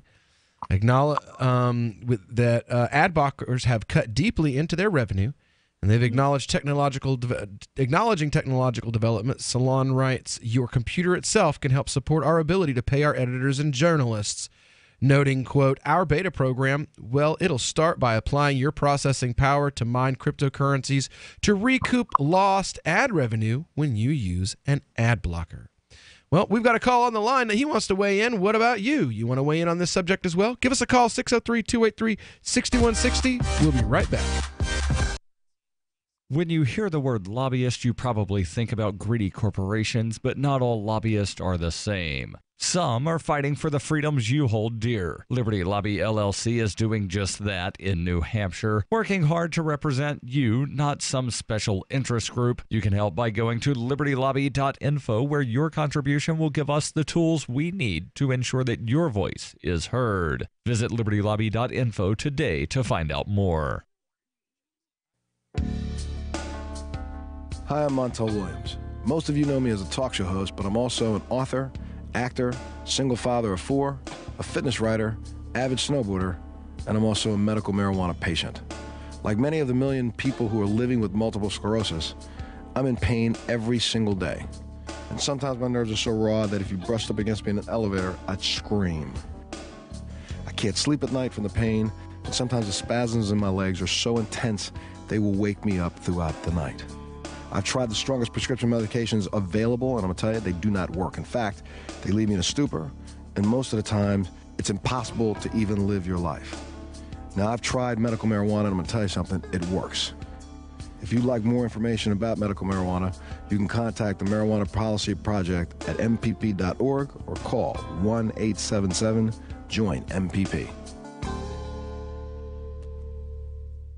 Here's a chance to do a little activism while you're cruising Facebook, Twitter, or Google+. Between the LOL cats, the recipes, the hot girls, and the inspirational sunrise memes, Free Talk Live's posts pass by your newsfeed. Like them, comment. It gives us more exposure. If you don't see our posts, click like at facebook.freetalklive.com and then hover over it to click Get Notifications. It's an easy way to spread the ideas of liberty a bit further. I know you're busy, but you can spare that 1/10 of a calorie it takes to click on something. facebook.freetalklive.com.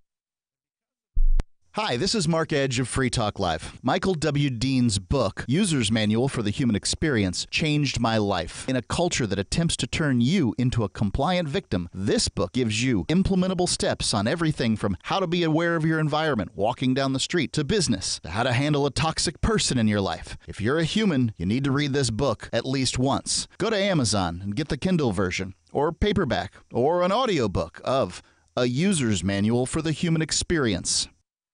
Now that you've found the Liberty Radio Network at LRN.FM, you may want to help expose others to our great programs. To assist you in doing so, you'll find resources at promote.lrn.fm, including details on how to get a free bumper sticker, quarter-page flyers you can print out and distribute, banners for your website, as well as files that will allow you to make your own custom banners and graphics. Visit promote.lrn.fm and help bring new listeners to the Liberty Radio Network. That's promote.lrn.fm. Why did you move to the Shire? I moved here to the Shire because there's other people around who take liberty just as seriously as I do. I moved to the Shire because I saw videos of people challenging authority and thought that I could get support myself. It called to me, like, do this right now. I wanted to be around people like me who got it. And once I got here, I knew there was nowhere else that I wanted to be. I've always wanted to change the world. So I moved to the Shire to join people who were actually working towards doing the same thing. The people here are awesome, loving, and positive. It was for the adventure and for the feeling of something important is happening here. And I just wanted to come to sort of be part of that. Visit ShireSociety.com to read and sign the Shire Society Declaration and learn the reasons why, if you love liberty, you should immigrate to the Shire. Plus, add yourself to the Shire map at ShireSociety.com. That's ShireSociety.com. You're listening to the best liberty-oriented audio streamed around the clock, on the air, and online. This is the Liberty Radio Network at LRN.FM. You are listening to the Crypto Hour on the Call to Freedom, brought to you by Helium.com. Unasikiliza Crypto Hour inayohusu wito wa uhuru, imeletwa kwako na Helium.com.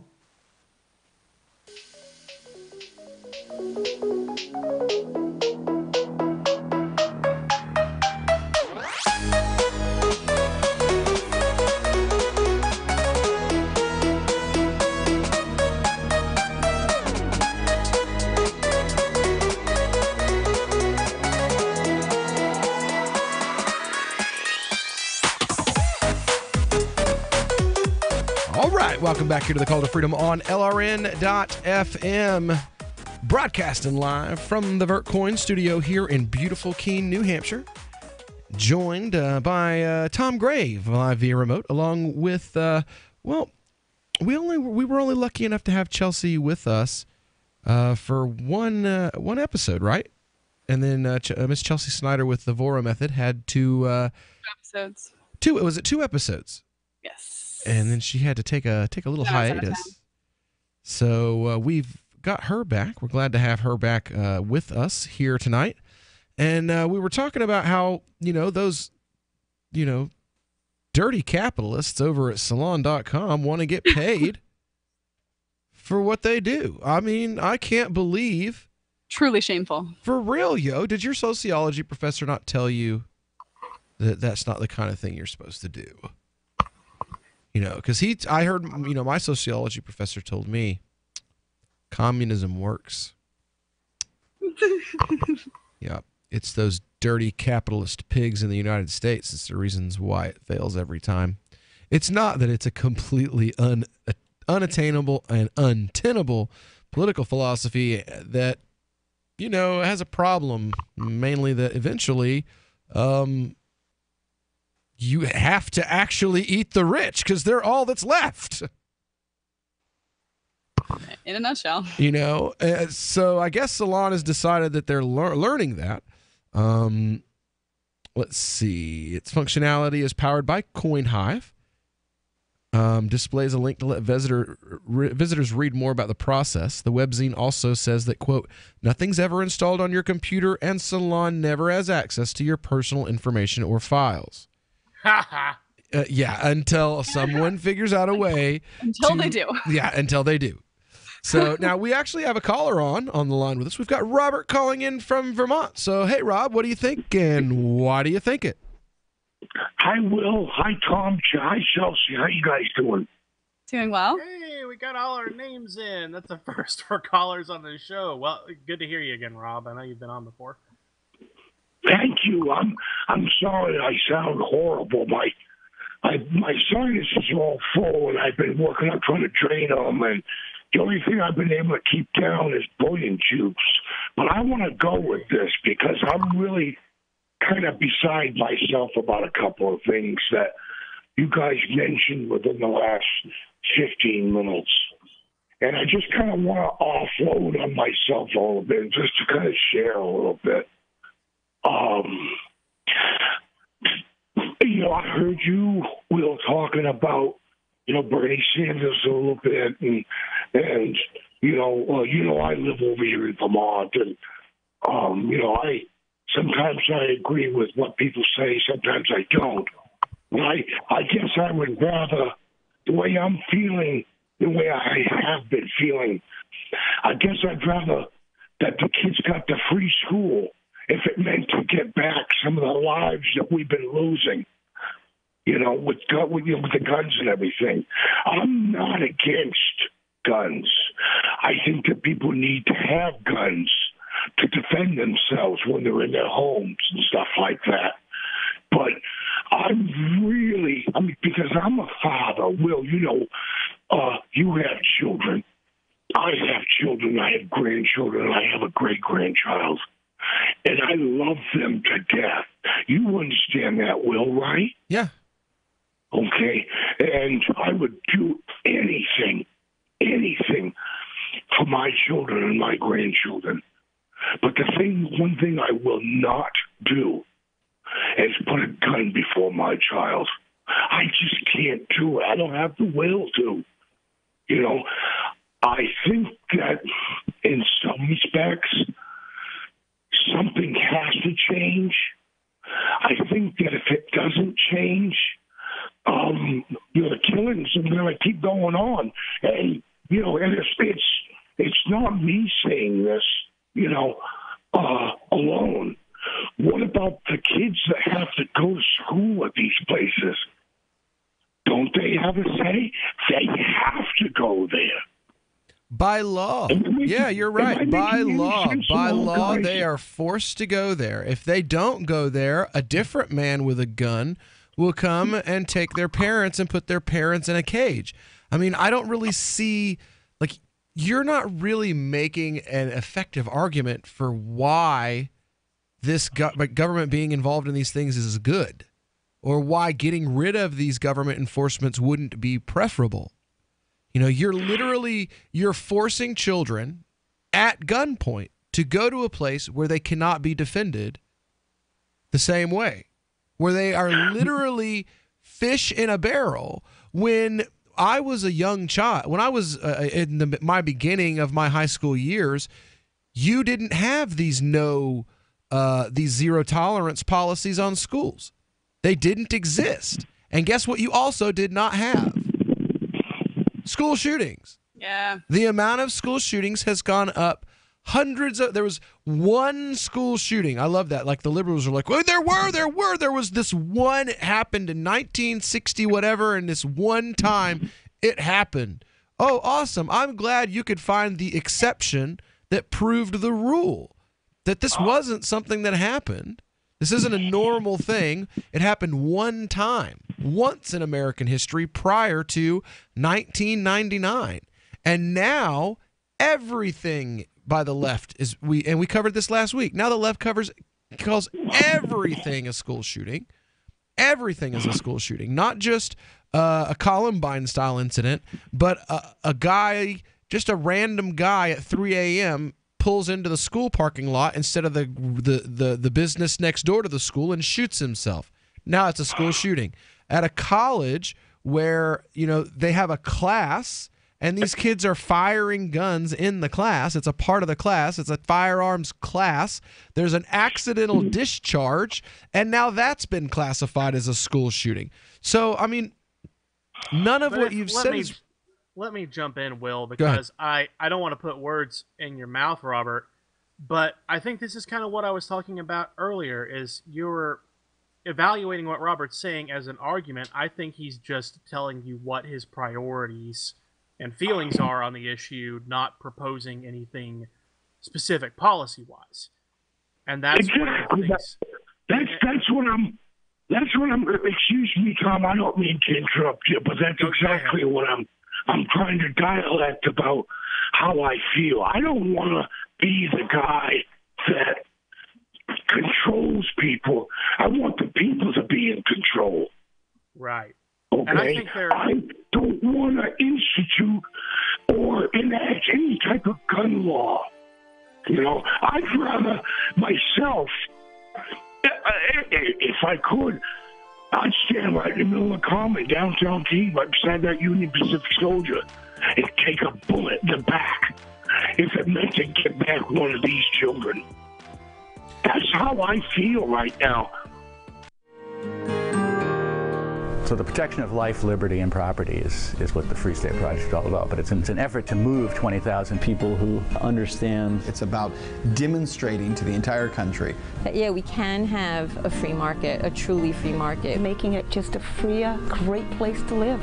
It's the world's largest voluntarist libertarian community, and it's only getting bigger. That's amazing, to be able to move to a place where other people passionately believe in being free and independent. What the Free State Project is managing to do, though, is to put their money where their mouth is. It's physically getting up across the country and saying, let's go someplace and let's demonstrate the power of these ideas. There's a lot of kind of philosophy that surrounds liberty. There's a lot of thinking about it and talking about it. But here in New Hampshire, people are doing it.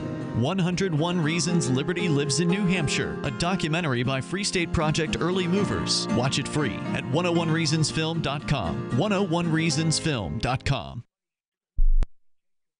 Should you be able to earn an honest living free from senseless government interference?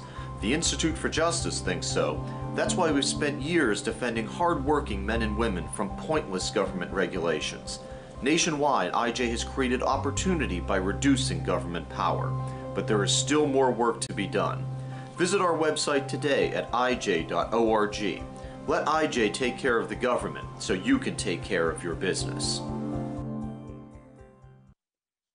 Because we are smothering in spam, please do not reply to all when you can instead reply.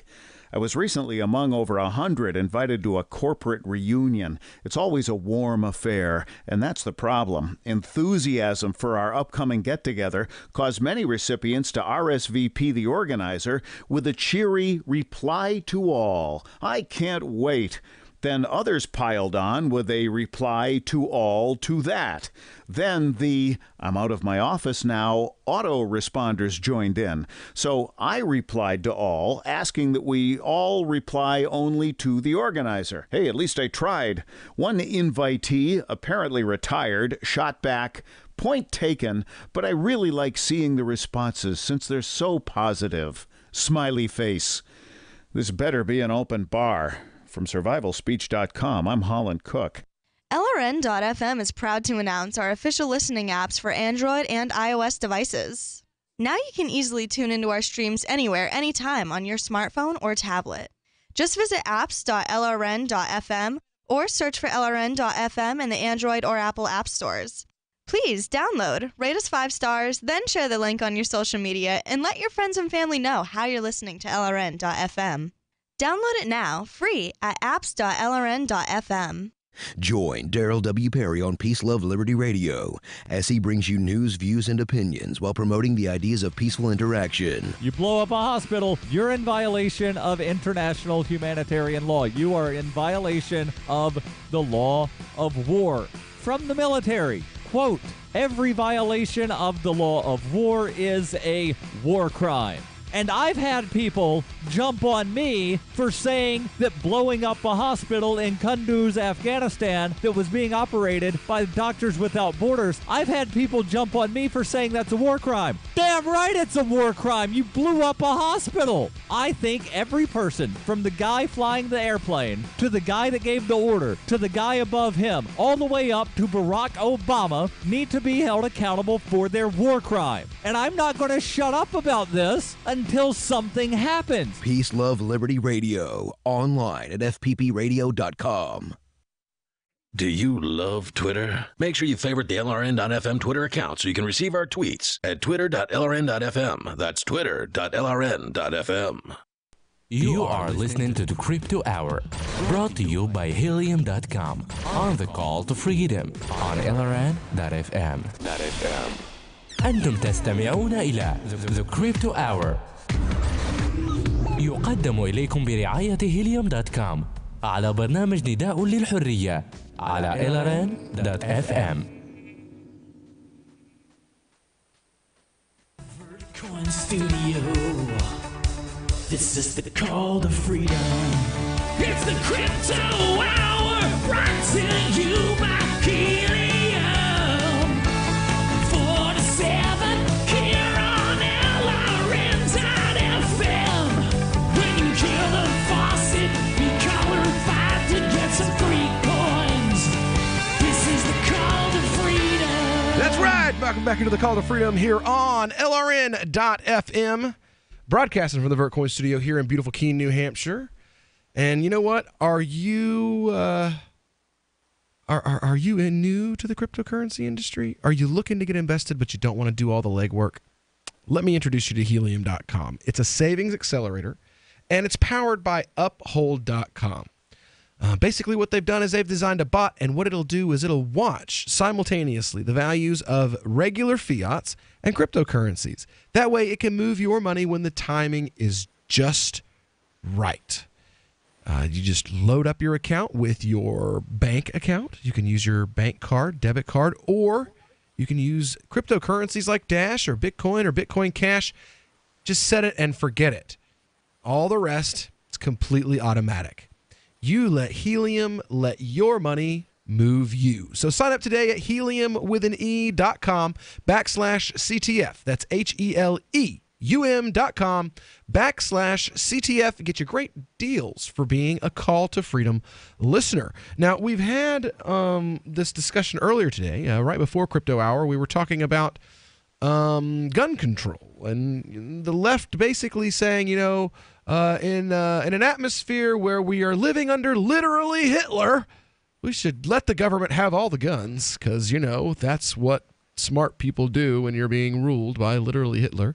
And then we had Rob from Vermont in the middle of Crypto Hour that called in, and he's like, you know what, I'm not trying to push any legislative agenda or anything. I'm just kind of spitballing and sharing my feelings. And I see it as the what about the children argument, really.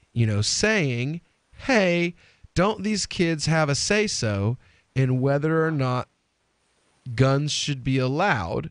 It's like, well, we didn't give them a say-so in whether or not they should be allowed in schools, and we don't give them a say-so on whether or not they get to go to school. So, I mean, like, why now? Why on this issue? Why suddenly now we should give a damn what the kids think and what their opinion is on the issue? Because now it's convenient for us to push policy. Why can't we Democrats, by the way? Now it's convenient for them to push policy. Why can't we push a policy of letting the kids opt out? Well, yeah, I mean that is the homeschool absolutely. I mean, my favorite policy of all. I mean, really, now that you have the internet, you could probably homeschool yourself better than at least the public school is going to do. Like, that's not the quality I would necessarily want for my kids, but it'd be better than a public school if you just like stay on Google all day and you won't get shot because you're at home. I wish I could see the look on Chelsea and Tom's faces right now. They're like, whoa, what the hell, yo? Look, especially Chelsea, because Chelsea's like, me and Aria are the only girls on the show, and I'm here and Aria's at home, so who the hell is this? This, by the way, this is Melanie from Free Talk Live. She usually does the Monday night edition of Free Talk Live, and she gets here wicked early, and I was just like, you know what? There's no reason you can't pull up some microphone while you sit here for the next hour and a half, She was like, you know what? I think I'll do that. So, but Let's have we've got the crypto hour going right now, but let's have a big old fat homeschool powwow in the last hour. So much. Oh, we will. But I want to, while we've got Rob on the line, I want to throw one other thing out there. It relates to what Chelsea and I were talking about during the break, and it's basically Chelsea was asking, when is the time to cut off the emotionalism and start having the rational argument? When, I'm an attorney, for those of you who don't know. Boo! Okay, get out of your systems. When my dad, who is a former judge and then later did family mediation, was a big thing that he did in private practice. He had basically a policy. When he was going to have a family mediation between two parents, they'd get in and he would say, all right, you get 5 minutes, then you get 5 minutes. Yell at each other about all the things that you're angry about. Then I'm going to cut you off after 10 minutes after you've got that out of your system. And he said this resulted usually in a mediated agreement because you gave them the time just to yell, be emotional, and not have to think. And that's kind of what I envision. And I know it's different when you're talking about a national scale. It's different when you're talking about, people's kids. It's different when you have instigators who want to keep things emotional. But I think that if libertarians, who do tend to be coldly rational about things, were willing to tolerate that for a week is not too short or too long a period of time. Tolerate it long enough for people to get it out of their system, then the rationality would take over more successfully and take more. Well, now, when you say tolerate it, what do you mean by that? Because the way I'm tolerating it is I'm saying I have a feed full of people who are either unwilling or incapable to engage in logic right now, even though none of these people knew the kids or it wasn't their kid. Like, they're completely removed from the situation. So I'm just going to not engage because it's not a conversation. That counts, though. I say that counts. If you are not capable of just being we're gonna have to let Rob. We're going to have to let Rob go, though. Thanks for calling in, Rob. Now, if you want to be heard as well, give us a call, 603-283-6160. And I hate to jump in. We're really going to have to get back to Crypto Hour, because we do try to devote at least an hour of the show every day to cryptocurrencies. And there is something that came across my desk today that I think is particularly interesting, because one of our fellow co-hosts here at LRN, you hear his voice at the top of the hour every hour telling you the news, Mr. Daryl Perry. Well, it wasn't very much. They only got him for about $20, but he got caught up in this scam. And I think it's worth mentioning because, we try to protect our listeners from these things when they come across the wire. And I literally had just told one of our new co-hosts, Chelsea, that she should join Telegram. Because it makes it getting in touch with, the studio managers and stuff a lot easier. It says here, scammers are cashing in on Telegram's upcoming ICO. Desperate for an opportunity to jump aboard in the next big thing, cryptocurrency owners are losing money by investing blindly in a fake ICO Telegram website, or multiple websites, actually. Chat app Telegram's upcoming ICO promises to break records with a target raise of $1.2 billion, which may be extended to $2 billion, according to new reports. The public sale component isn't scheduled to launch until March, as noted by multiple media, including TechCrunch, but that hasn't stopped unscrupulous individuals from seizing the opportunity. News of Telegram Open Network, TON, and the Telegram ICO project first broke in the final weeks of December, before TechCrunch reported exclusively on the full details last month. Expectation was palpable, and Telegram is already the de facto communication channel for the global cryptocurrency community, making it a natural home to its own coin and blockchain. So basically what happened is one of the other co-hosts saw one of these fake websites and didn't see in the announcements that, hey guys, by the way, nothing's going to be ready until March. So he put $20 in to one of these websites and then discovered later, oh, by the way, no ICO until March. So, I mean, thank goodness they only got him for a little bit. But you guys, you got to be careful out there. Do your due diligence. Check on release dates for some of these things. Try not to get scammed. Because right now, if you're putting your money into a Telegram ICO, you are getting ripped off. If you want to know more, give us a little while. We'll be back here on the Call to Freedom, or you can call in with your opinion, 603-283-6160. We'll be right back.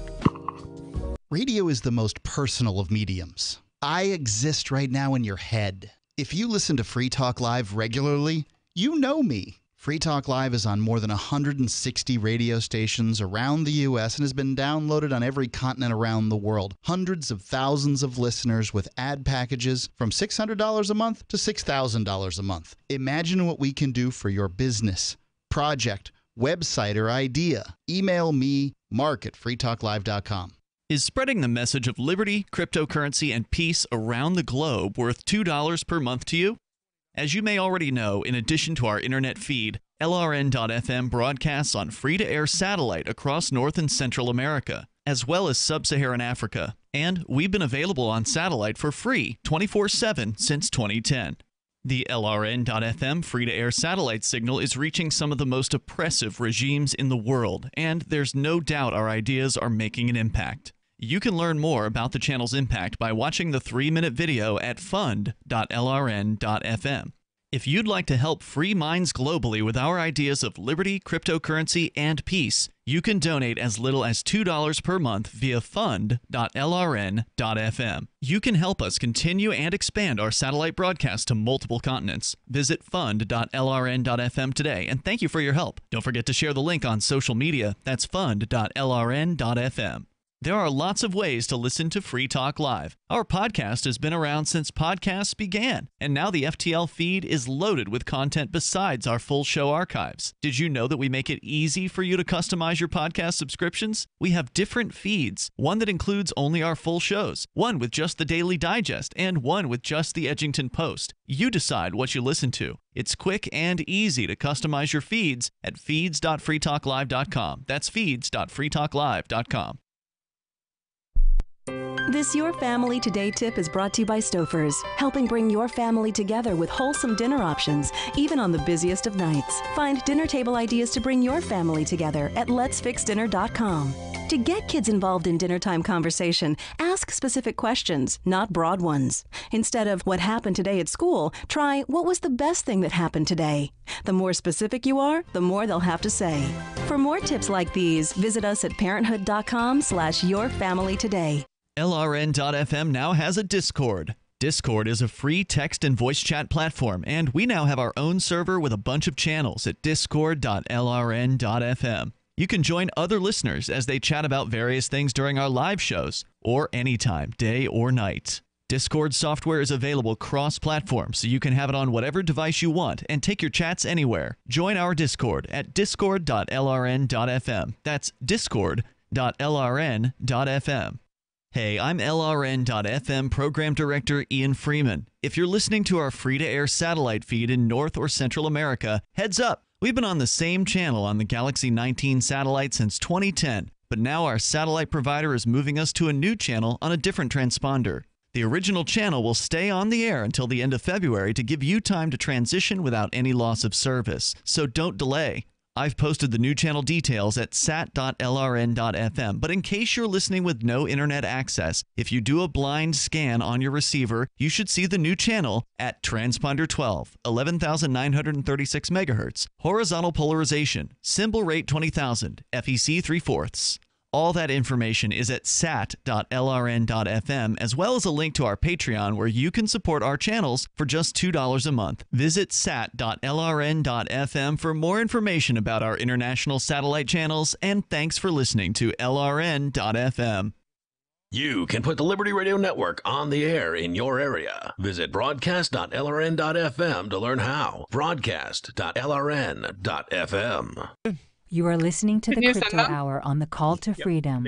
تستمتعون إلى The Crypto Hour على برنامج نداء للحرية.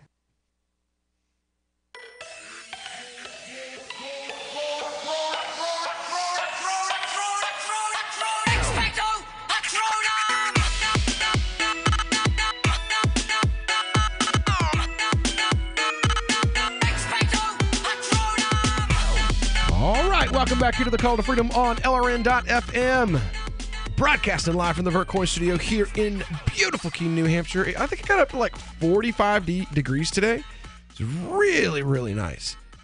We are joined live via remote by, well, it's the Monday crew. We got Tom Gray in from East Tennessee, and we've got from the Libertarian Party of Maryland and the Vora Method, Chelsea Snyder. And then we also have in studio with us today Melanie, who is normally on Free Talk Live. So we've got a heck of a little crew going for you tonight. And, well, moving right along, we did our thing. We let you know, watch out for this Telegram scam. Tom actually found another one, though, that is connected to Telegram. It says Ethereum founder Vitalik Buterin warns that cryptocurrencies could drop to near zero. What's this got to do with... Wait, what? This is not what you sent me, is it, Tom? Ethereum one, but yeah, basically it's an interview with in Fortune. Zero-day exploit. Yep, the zero-day exploit. I'll give you a quick blurb on what Vitalik Buterin said. He said, don't invest more money in stuff that you can't afford to lose. That applies to all investments, though. That's not special to Ethereum. That's not like a special. It's not like, okay, so the Dow Jones, just like throw in all your money, even if you can't afford to lose it. Ethereum don't do that, though. It's like I think Fortune magazine was just amazed that someone involved in cryptocurrency was giving good advice. I think that's the only thing surprising to them there, not to us. Why? I mean, because they're Fortune magazine. John McAfee has said, don't invest money you can't lose. Bruce Fenton has said, don't invest money you can't lose. Again, because it's Fortune, because they're in the pockets of Wall Street. Roger Ver has said, don't invest money you can't lose. Ian Freeman has said, don't invest money you can't lose. Our show says repeatedly, if you can't afford to lose the money, you really shouldn't put it in. But if you can, you should probably buy these coins here because they look like they should be able to make a little bit of money. But remember, I'm just an idiot on the radio who doesn't know anything or have any licenses, so don't take my advice because you think I'm an expert. Realize that if you take my advice, you lose money when I lose money and you make money when I make money, so you're going to be, depending on your level of wealth, as rich as I am. pretty much. But I wanted to share that on the air because someone shared it in the Discord chat, and I think he also knew it was one of those things where Fortune, being in the pockets of Wall Street, was blowing up the headline, and the actual substance underneath was something that smart people already understood. Now, the thing you're talking about actually is tying our two previous stories together. I mentioned earlier in the hour when we were talking about Salon that the miner that Salon was using, CoinHive, to mine cryptocurrency using the CPUs of people who read its website, was identified as a malware, and actually the top crypto malware on the internet by a security research firm. It turns out that same malware exploited a zero-day exploit in Telegram, which we were also talking about, to trick Telegram's users into downloading malicious crypto mining software and spyware. So it seems that there's a common element here. The desire to get into the crypto game is being exploited by the bad guys, and they're specifically out to get Monero. So just be careful when you see even a service or a site that you otherwise trust, and they're asking you to mine crypto, or they're asking you to download something crypto related. Just be careful. Just be careful is all that we're saying. We love crypto here. We love the blockchain, but like any good, useful technology, including the technology we were talking about in the first hour, guns, there are always bad guys who are going to use the good stuff. Just be careful out there. Now, you had, Will, something about crypto colonialism. Well, no, you said gun, and my brain was like, oh, yeah, that's right. I wanted to cover that other story, too.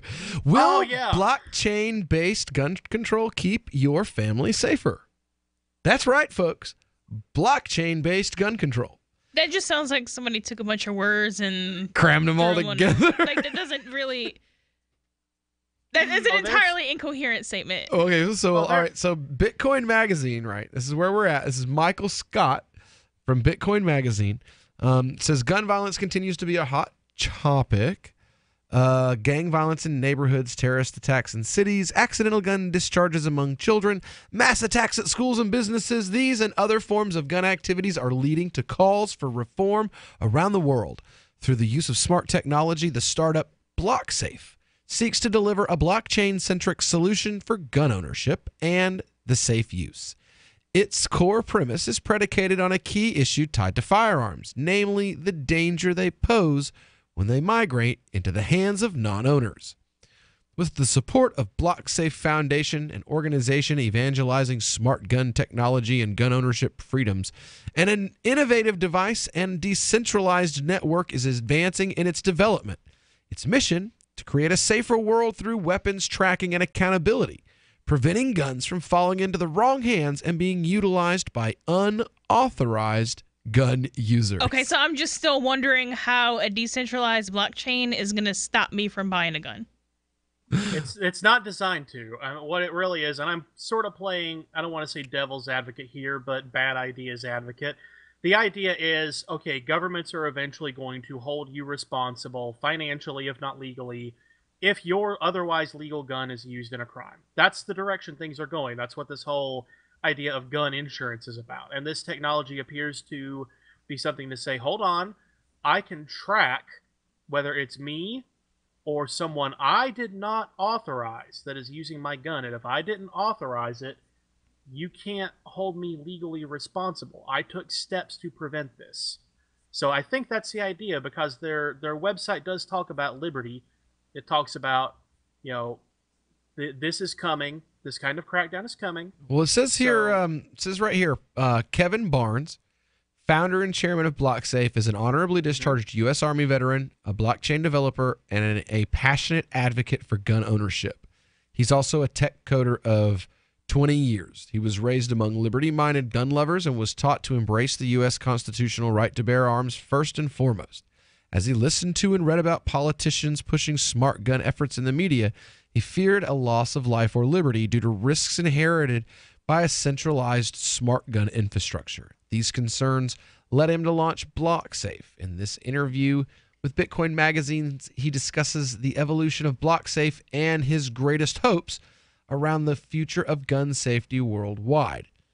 It says, BlockSafe is a light version of Particle.io for enhanced firearms technology. It's a full-stack IoT device network that gives innovators what they need to enable users to securely manage their devices and data. BlockSafe can also facilitate an innovator's use case in IoT development, expediting their roadmap to the market with security and anonymity. I swear to God, it sounds like they just strung together a bunch of words here.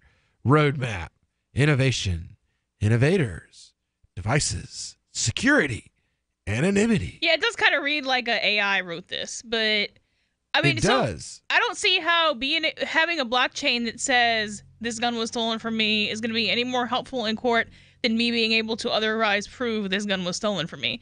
Like, this is completely silly. Yeah. All a blockchain is really is just a really expensive list. Says, how does BlockSafe benefit the gun industry? It doesn't say anything about the gun owner, though. It says decentralized applications can be developed in a way that greatly benefit companies in the gun industry. For example, a third-party device is created by a manufacturer. They could install a custom-built DAPP onto it so the manufacturer can easily track its inventory and distribution. What the hell does that have to do with anything? You can already do that. It is way cheaper to just count your stuff unless you're like getting for real. And well, like I said, it looks to me like they're trying to solve a problem that government could cause. Well, but they're not offering an actual solution, though. They're just like, I don't know. They're an idea shop. I mean, especially with the government's track record of understanding technology. Right? This is not going to help anybody with anything. For real, yo. Like, they love Paul Krugman, and he thought the internet was going to be about there's going to be a Supreme Court case that says something like, the defendant alleged that Bitcoin said that his gun was stolen on X day. Yeah.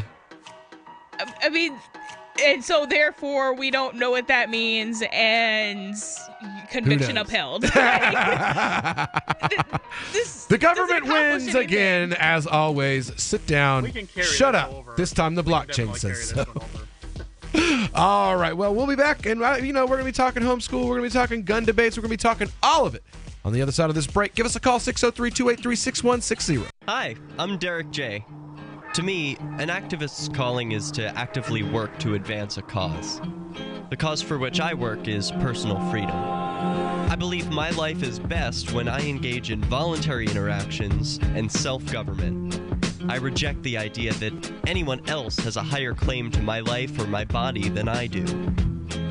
I see people who call themselves the government as a threat to my personal freedom. I realize you may feel differently, but my relationship with the people who call themselves the government is completely involuntary. If Starbucks used some of its money to drop bombs, I wouldn't shop there. So why would I support the American empire? The empire does not require my consent. Derek J's Victimless Crime Spree. Watch it for free and order the Director's Cut DVD at victimlesscrimespree.com. That's victimlesscrimespree.com. Did you know you can get news updates about what's happening with the Liberty Radio Network delivered in the way you prefer? You can sign up for our email updates at updates.lrn.fm. Plus, you can stay in the loop by joining our Facebook profile at facebook.lrn.fm or follow us at Twitter at twitter.lrn.fm. It's all free, so sign up now at updates.lrn.fm for news updates delivered to your email box, facebook.lrn.fm to follow our Facebook page, and twitter.lrn.fm to receive our tweets. What do you shop for that you could otherwise buy at Amazon? Pretty much everything, right? Amazon has competitive pricing and they deliver, and that's a big plus. If you could plan ahead in your shopping, would you be interested in saving up to 33%? There's a catch. You have to do your shopping in Bitcoin. But imagine those savings. It's like a huge raise. All you have to do is go to saveitpurse.com. We've saved thousands, and you can too. Plan ahead and save. Saveitpurse.com. More of the Call to Freedom is coming up next, live after the news on the Liberty Radio Network at LRN.FM.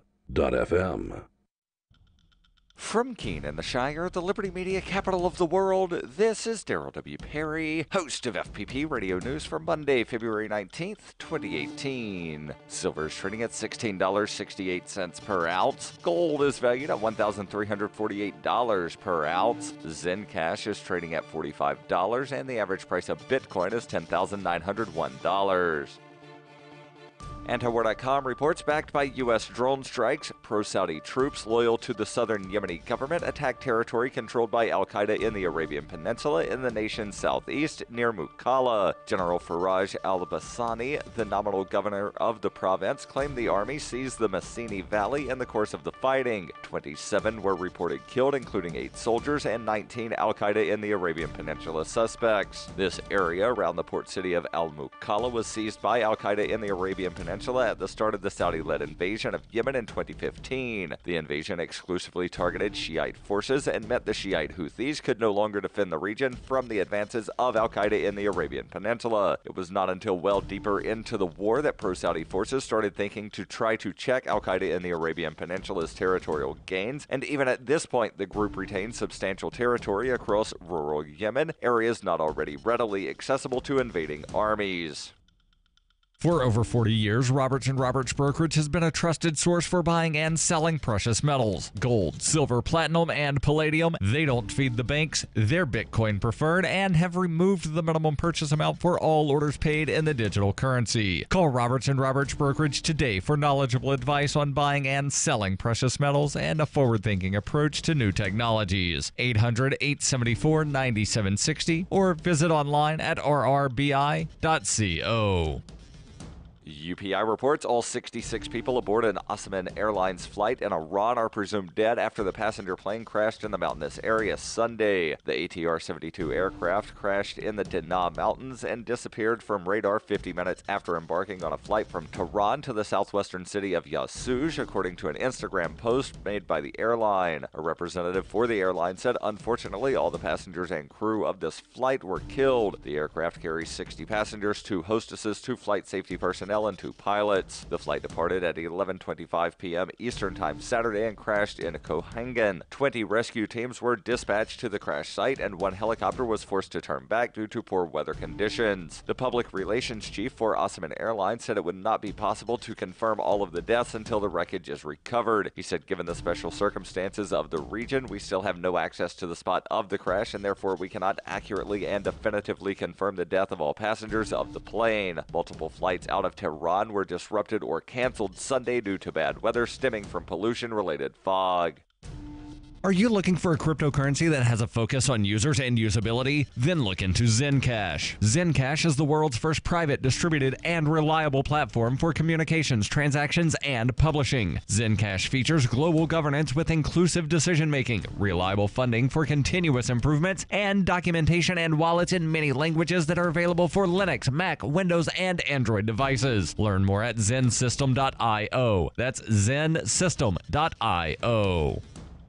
Reuters reports a Texas man who survived a deadly domestic attack hatched by his son is pushing the state to grant clemency for the condemned man, although it has never spared a death row inmate solely at the formal request of the victim's family. Thomas Bart Whitaker is set to be put to death by lethal injection on February 22nd for masterminding a 2003 plot near Houston that left his mother Tricia and brother Keith dead and his father Kent with a bullet wound near the heart. In the 31 states with capital punishment, district attorneys make the decision whether to seek the death penalty, balancing the punishment that they consider best serve society with the wishes of the victim's family. In this case, the local Texas prosecutor pursued death, and jurors decided Bart Whitaker deserves to be executed. His father, a 69-year-old devout Christian and retired executive, says if the penalty is implemented, it will only intensify his pain. After a 30-minute meeting with the chairman of the Texas Board of Pardons and Paroles in Austin, Kent Whitaker said, "I'm going to be thrown into a deeper grief at the hands of the state of Texas in the name of justice." Whitaker says his son has been a model inmate and has provided letters from death row prison guards to back that up. According to the clemency petition, Kent Whitaker, his relatives, and his wife's family do not want Texas to execute Bart. The panel's decision is due on Tuesday, 2 days before the execution. If it recommends commuting the death sentence to life in prison, Governor Greg Abbott would make the final decision. This has been FPP Radio News, online at fppradio.com. The Department of Health and Human Services has issued a new ban preventing the nation's saunas from any further use of tanning salons. The ruling was made after a study found that saunas are exposed to roughly 5,000 times more UV radiation each year than the average American. They are at a very high risk of developing melanoma and orangey leathery skin. Saunas, you are tan enough. Let us tan. Let The nation's Shaunas have reacted negatively to the ban. I don't care what the government says. I just won $15 in scratches, so I'm getting a freaking tan. This sucks. None of us have time for this. We've got Tammys at home to raise. In an Onion News Network poll of Shaunas across the country, more than 30% argued that a pale complexion will negatively affect the size of their tips at Ruby Tuesdays. And more than half have said that their boyfriends Dennis like them tan. And he's the father of their second child, so they want him to stick around. This is the Onion News Network. This is Angel Clark, and you're listening to The Call to Freedom on LRN.FM.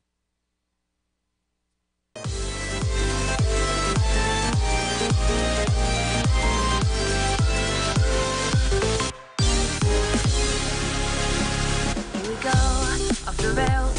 You know, it's time to raise ourselves. It's freedom like you never knew. All right, welcome back here to the Call to Freedom on LRN.FM. Broadcasting live from the VertCoin studio here in Keene, New Hampshire. The beginning of our final and third hour of this live Monday broadcast. That's right, back in the studio again. Man, I hate Florida. I was there for like 5 days. I was there for 5 minutes and was like, oh my God, I can't wait to get on. Can I just get on the airplane now and fly back? And then they were like, no, you can't because we're going to steal your stuff. Yeah. So you literally can't get on the airplane. You probably get extra trouble on the airplane anyway. You can't be going in asking to get on early. Right. Well, they told me, they were like, yeah, here's what we'll do. We'll cancel your flights back to Florida. We'll charge you $250 a flight cancellation fee on top of the cost of your ticket. It's like the price of a flight, $250 cancellation fee. It was $193 a piece on Delta for me and my daughter to get home, but $250 a piece to cancel the tickets that we already had with Spirit Airlines. Spirit Airlines. That doesn't make any Spirit sense. What if you just Airlines. don't show up? No, but Spirit is one of those airlines where they like have this really, really low base rate and then they charge you like bucket loads of money for every single thing. Yeah. Just you're bringing a diaper on the plane?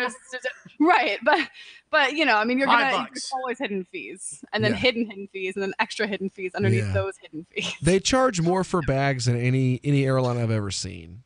Your kid's got a teddy bear, you're going to have to buy an extra seat for that. Yeah, it's 40. It's if you buy the bag with the ticket, it's 35.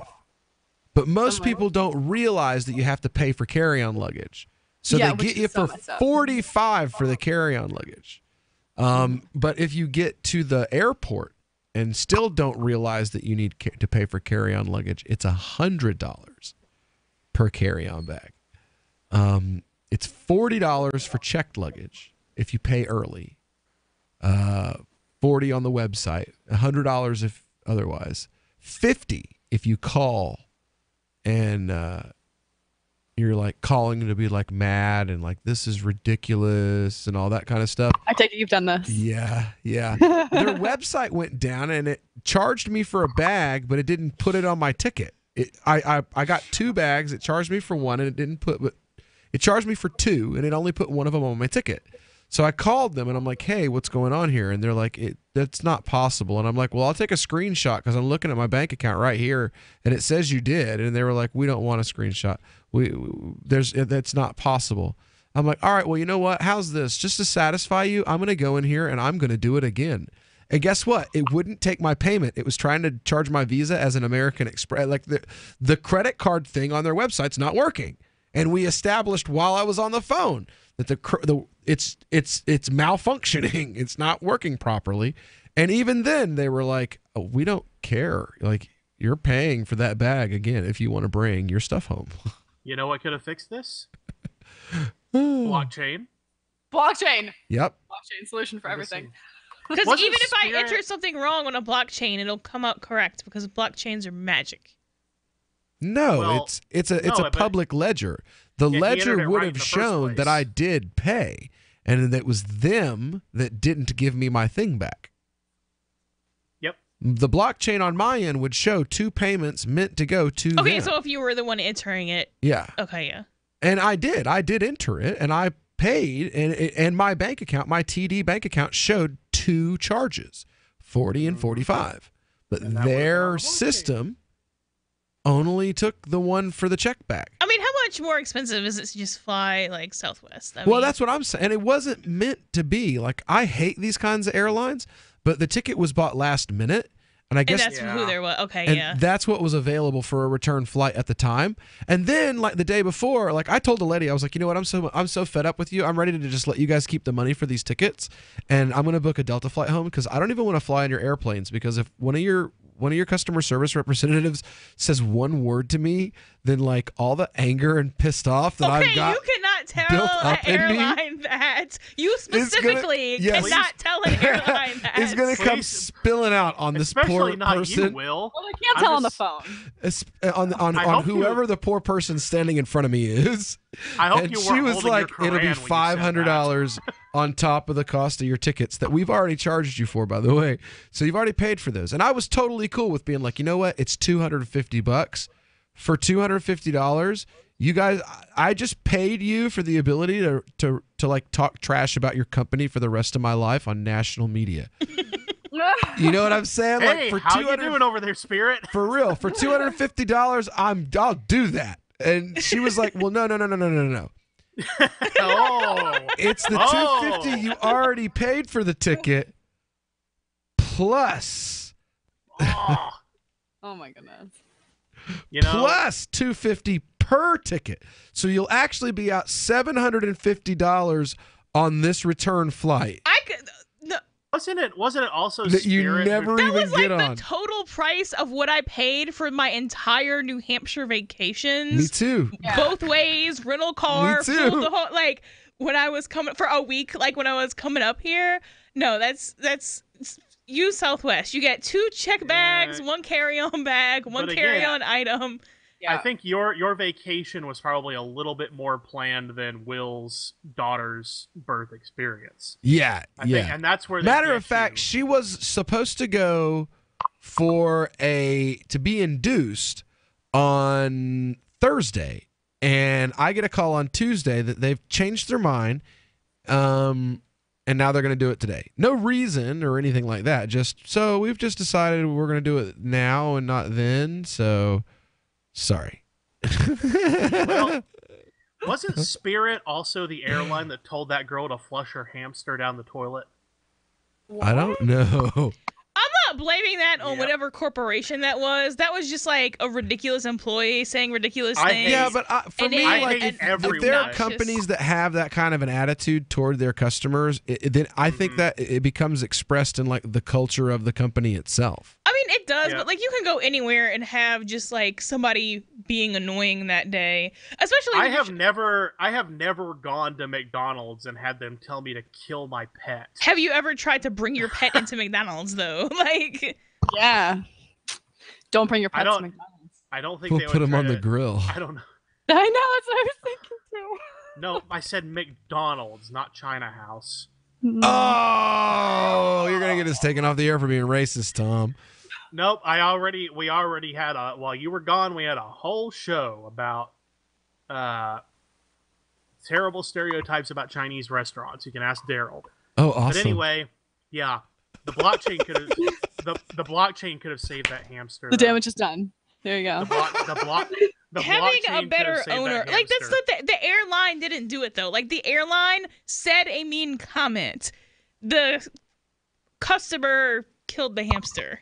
Well, they claim they didn't even tell her to do it. asshole But- comments that I got from the airline while I was on the phone with them was just And you didn't kill anything. You just were like, this is an annoying comment. I'll go about my life now. Well, no, I'm not going about my life now. We're devoting 15 minutes of my show at least once a week to talking trash about them. Okay, that's fine. That's a reasonable response. But you didn't like go kill a pet. That's why I'm not like, let's get back to current events. I'm like, nope, Will paid for the right to do this. Yeah, I paid a lot of money to be able, and a lot of headache, man, a lot of headache. And see, like, okay, again, for $193 each way, I could have flown Delta. I would have got my bags, wouldn't have cost me anything. My check bag would have only cost me $25.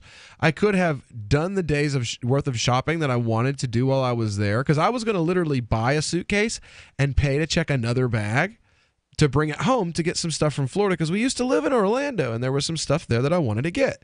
And well, it didn't work out that way. Like, they totally ruined. I mean, Southwest has even like when they sell like the lowest price tickets, they're like, you cannot cancel this under any circumstances. Okay, Melanie, I don't know if Southwest sponsors your show, but they don't sponsor ours. They so don't. stop But I'm shilling saying for them. they're better airlines. They are so much better, but they'll let you. Well, they need to pay us to tell people transfer. that, though. Well, yeah. So they didn't give me the money back, and they said they wouldn't. So that's fine. But they gave. Looking for a great real estate investment? Consider New Hampshire, which is ground zero for the Liberty Movement. Your first call should be to Mark Worden from Porcupine Real Estate. He's more than just a real estate agent. He's your New Hampshire concierge. Where are the best places to live? Do you want farm, city, the burbs, or forest? Do you want a duplex or multifamily building so that renters pay your mortgage? There are homes in all price ranges in New Hampshire, and Mark can help with financing too. Invest in Liberty and property. Mark Worden can help. PorcupineRealEstate.com.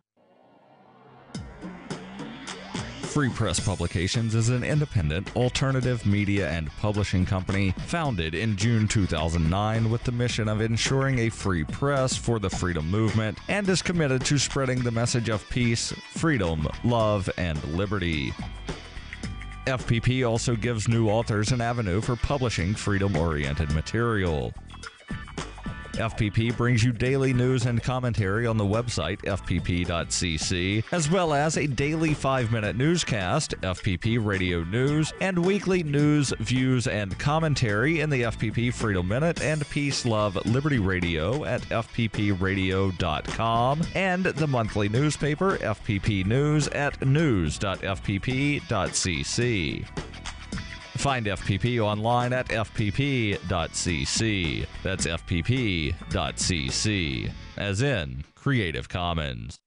Imagine someone in your community getting in their car, turning on the radio, and hearing the Liberty Radio Network. You can make that vision a reality with your own micro radio station. Visit broadcast.lrn.fm to learn how you can put our programs on the air in your area. You can have LRN.FM running around the clock, and you can even add in your own local shows. Building a radio station is simple, but programming isn't. That's where LRN.FM comes in. Learn more at broadcast.lrn.fm. That's broadcast.lrn.fm. Are you tired of governments murdering people around the world? Stop using their money. There is an alternative. Bitcoin is a stateless, free market, non-political currency. Bitcoin cannot be inflated or controlled by any government. By using their money, you're helping the state. Stop doing it. You have an incredible alternative available now. Learn it, use it, spread it. Get started with Bitcoin at bitcoin.com. That's bitcoin.com. The 3 most important things you can do for LRN.FM are: 1. Let your friends know you're listening to LRN.FM on your social networking profile. 2. Buy the things you buy online through shop.lrn.fm. 3. Give $5 a month to the AMP program at amp.lrn.fm. It's my firm belief that the AMP program is the best use of your charitable dollar among liberty-oriented groups. Support all your favorite organizations, but make sure you give $5 a month to the AMP program at amp.lrn.fm. On Free Talk Live, we're bringing people to the ideas of liberty every day. From wrestling superstars like Glenn Jacobs. You guys really are having an impact, I believe. Like I said, a lot of where I am now is due to listening to Free Talk Live. You changed my mind on some very important issues years ago. To random people tuning in on the radio. I was kind of stuck in the left-right paradigm. I heard your show by chance on a Saturday night. From there, I went on, joined the Free State Project, and become an amplifier. So, I mean, that's really the reason why I amp is because I know that if it wasn't for you guys being on as many stations as you are, I never would have found the ideas of liberty. Your amp will directly change more lives by getting Free Talk Live in front of people looking for talk radio online and on the air. When you amp Free Talk Live, you get perks like access to the AMP-only Facebook group and AMP podcast. Visit amp.freetalklive.com. Help get LRN.FM into more ears. Visit promote.lrn.fm for a free bumper sticker, flyers, banners, graphics, and more. Promote.lrn.fm. You're listening to The Call to Freedom on LRN.FM. تستمتعون إلى برنامج نداء للحرية مباشرة على LRN.FM.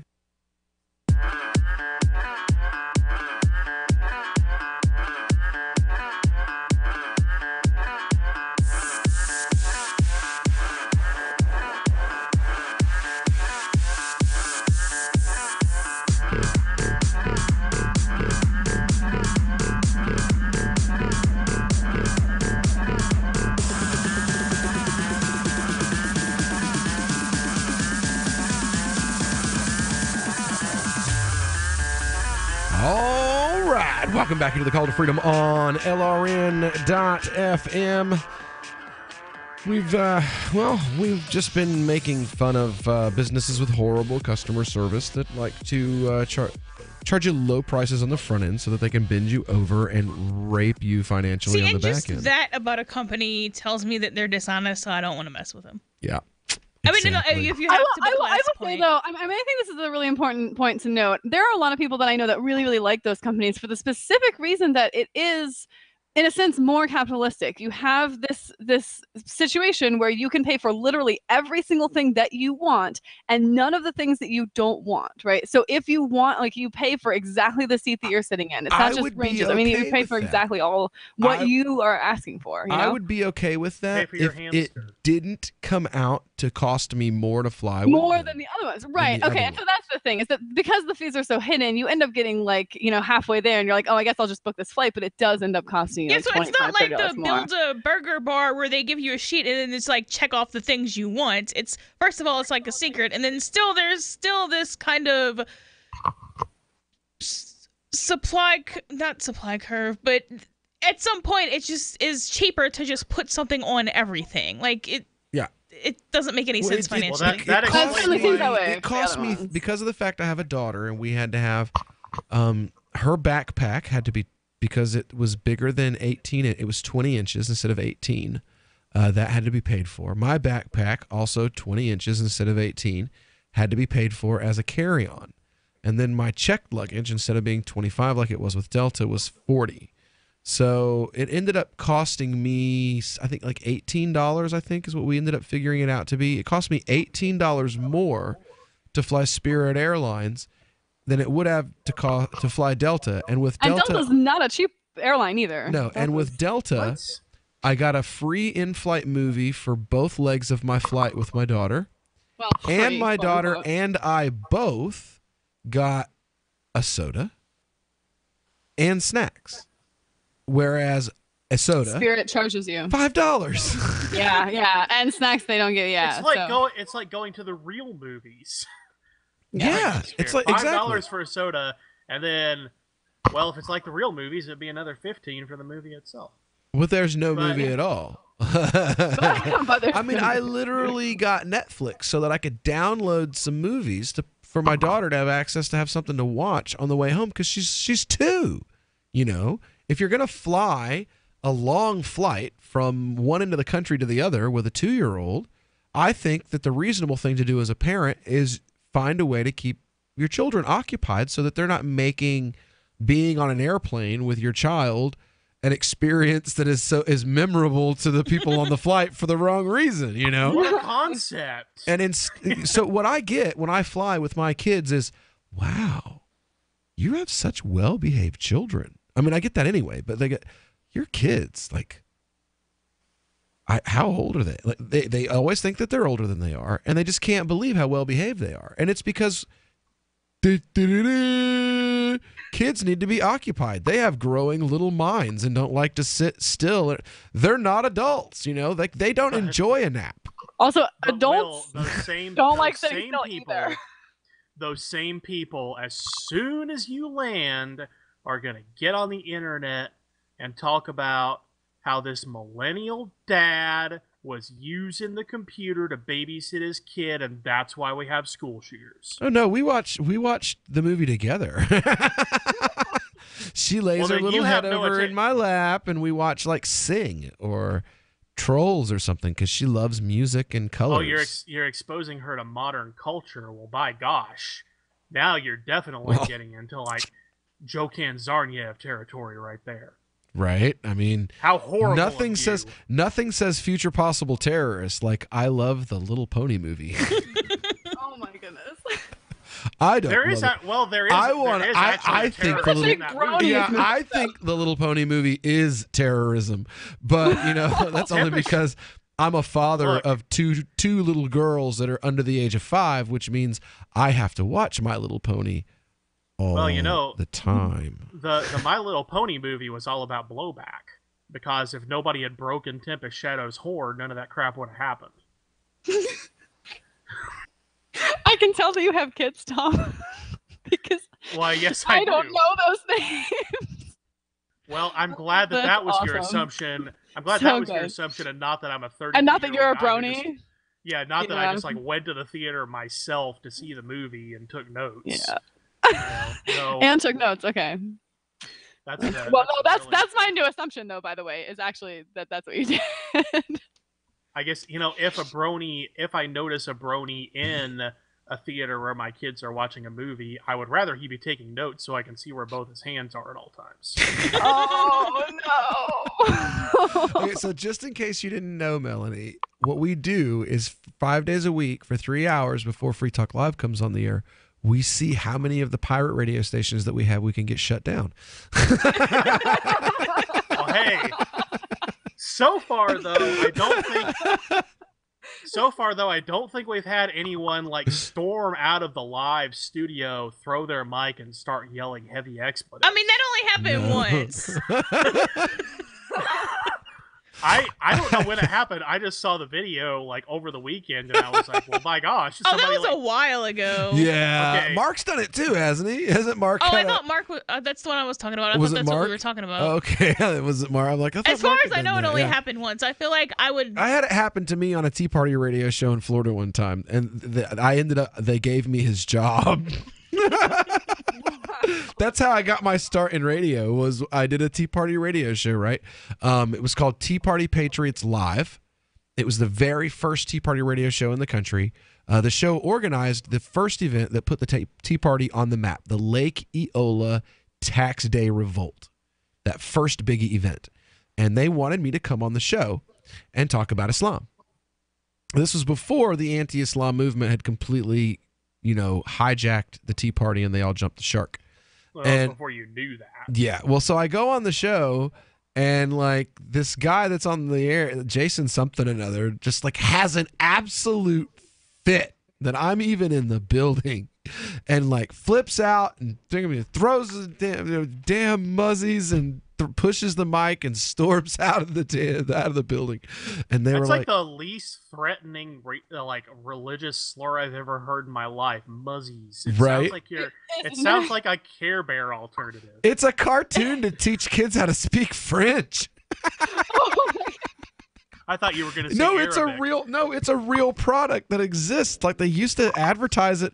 Yeah, on, I like, used to see the commercials for that when I was like 5. yeah, and like Nickelodeon and stuff. You'd see it, and it's how to teach. It was a cartoon to teach French to little kids. But yeah, he flipped out. I ended up with his job. So I mean, I guess the moral of that story is don't be a jackass. Somebody might end up with your job and then have like better career with it in the future. Anyway, we'll be back here in just a moment, so stick around. The Free State Project has reached its goal of 20,000 liberty lovers who've pledged to move to New Hampshire and get active to achieve liberty in our lifetime. Perhaps you're trying to figure out what part of New Hampshire should be your destination. If so, consider Keene. You'll find more than 150 reasons to move to Keene at move.freekeene.com. Keene is famous for its historic, publicity-generating activism, as well as being the liberty media capital of the world. It's home to freekeene.com, New Hampshire's destination for liberty activism, news, and opinion. For years, we've been compiling over 150 reasons to move to Keene at move.freekeene.com, where you'll learn about some of what's happening here and what makes Keene a great place to live. If you love liberty, you'll probably enjoy anywhere you end up in the Shire. But do your due diligence first. Please visit move.freekeene.com for the full list of over 150 reasons to move to Keene. That's move.freekeene.com.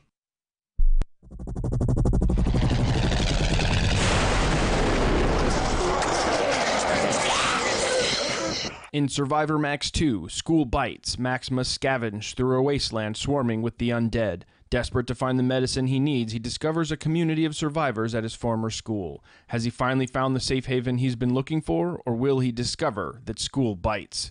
Look for Survivor Max on Facebook, read reviews on Amazon, and read Chapter 1 at survivormax.com. This is Michael Dean from the Freedom Fiends. I've run websites since 1996 and have used over a dozen web hosts in that time. AgristHosting.com is the only one that hasn't broken my heart. Agrist Hosting's uptime and service is stellar, and their DDoS mitigation is the best I've seen. That's important because if you tell the truth in this world, you'll ruffle feathers. And some people will try dirty tricks to silence your voice. No matter what the haters hit us with, Agorist Hosting keeps our websites online. If you have a mission-critical commercial presence or a world-changing activism site, you cannot tolerate any skullduggery. So go with agoristhosting.com. Have a WordPress or blog site, but you're not satisfied with performance or uptime? Or just want raw hosting? Want to pay with Bitcoin? Agorist Hosting specializes in high-performance hosting with personalized service. Go to agoristhosting.com and click on the button that says Get Hosted. That's agoristhosting.com. Did you know we've taken our LRN.FM telephone listen line to a new level with the LRN.FM audio on demand line? Now you can call 712-770-8447 anytime and listen to LRN.FM's live feed. And you can listen to a bunch of our original shows on demand. Long distance fees may apply. Just dial 712-770-8447 and choose from the menu. 712-770-8447. Is spreading the message of liberty, cryptocurrency, and peace around the globe worth $2 per month to you? As you may already know, in addition to our internet feed, LRN.FM broadcasts on free-to-air satellite across North and Central America, as well as Sub-Saharan Africa. And we've been available on satellite for free 24/7 since 2010. The LRN.FM free-to-air satellite signal is reaching some of the most oppressive regimes in the world, and there's no doubt our ideas are making an impact. You can learn more about the channel's impact by watching the 3-minute video at fund.lrn.fm. If you'd like to help free minds globally with our ideas of liberty, cryptocurrency, and peace, you can donate as little as $2 per month via fund.lrn.fm. You can help us continue and expand our satellite broadcast to multiple continents. Visit fund.lrn.fm today, and thank you for your help. Don't forget to share the link on social media. That's fund.lrn.fm. Some of our live shows are streamed in HD on Twitch. Please follow and share at twitch.lrn.fm. That's twitch.lrn.fm. You are listening to the Call to Freedom on LRN.FM. आप सुन रहे हैं स्वतंत्रता की पुकार सिर्फ और सिर्फ LRN.FM पे।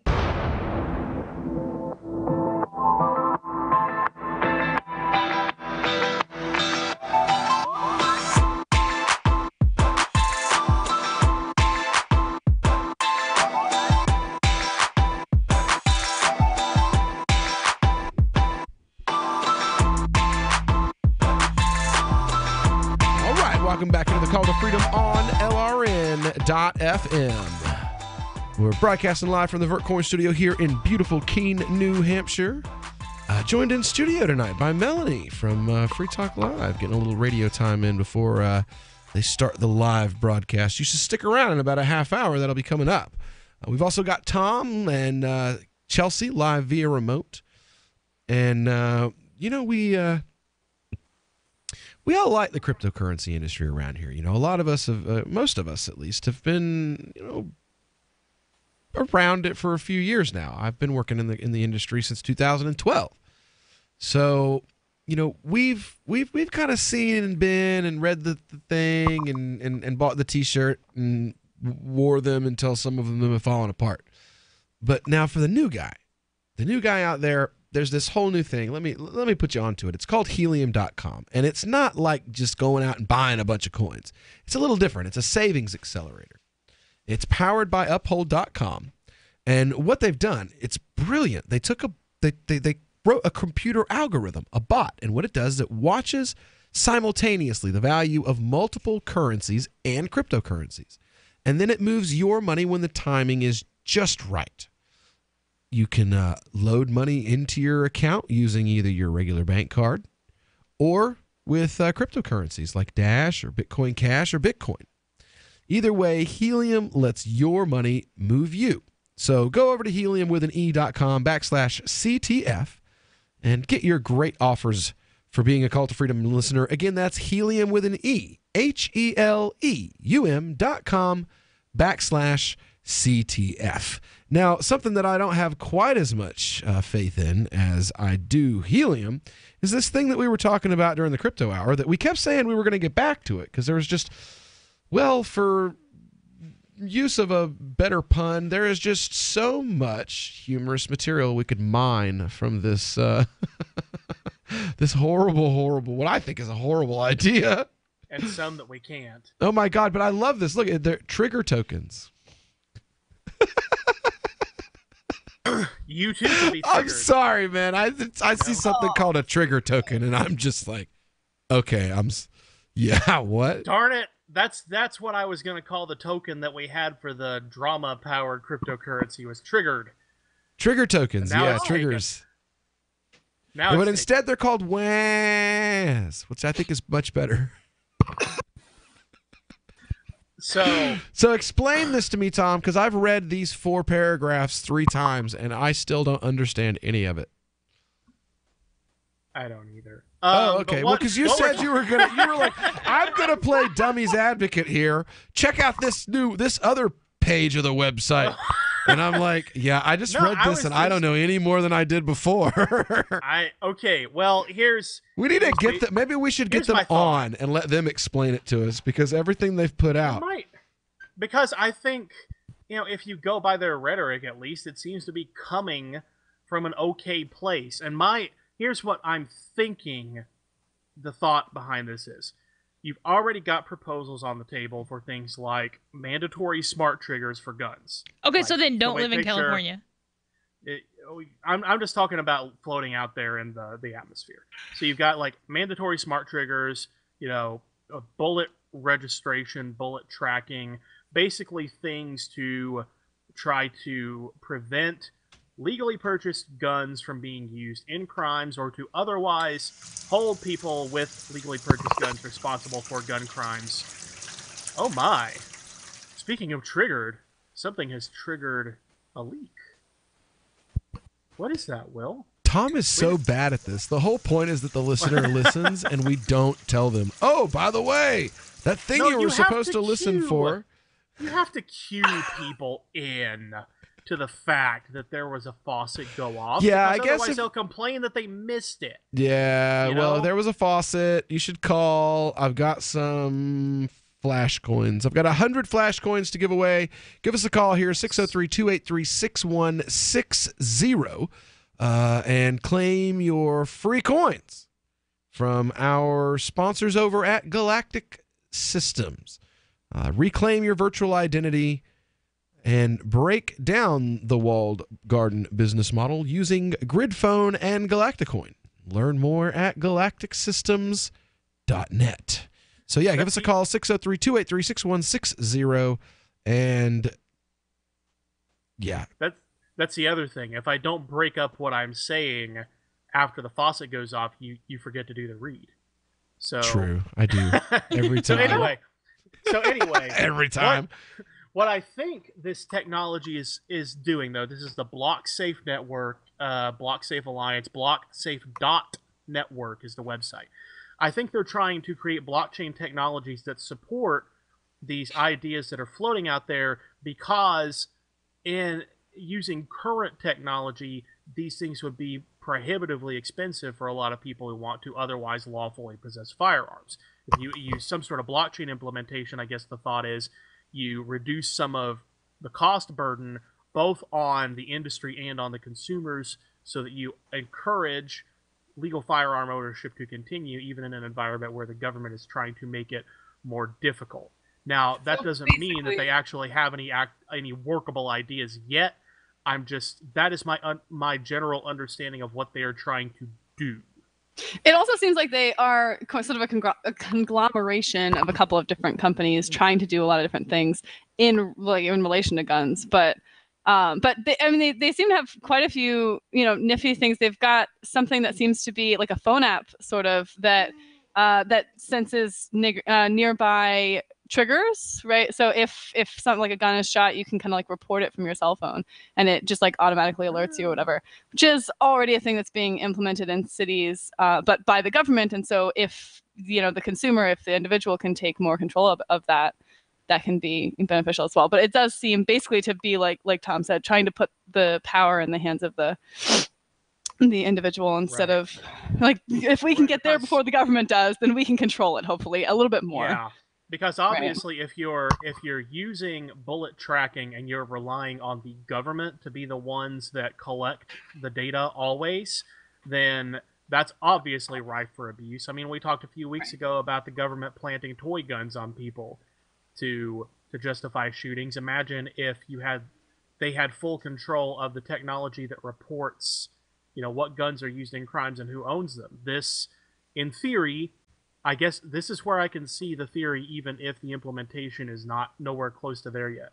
In theory, if you have that crowdsourcing to where the cops say the bullet came from this gun, but you've got 20 people around with cell phones who say, no, my phone picked up this blockchain signature, and I have already reported it to the public blockchain that the cops can now not erase. So I guess that's the theory. I can see why there's skepticism about it in practice, and Melanie's skepticism has been clearly noted.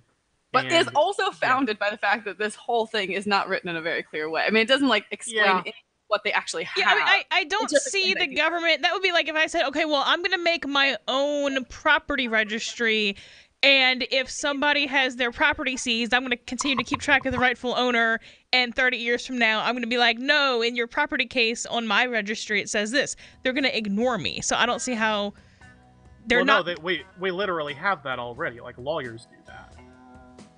But it doesn't take 30 years, but yeah.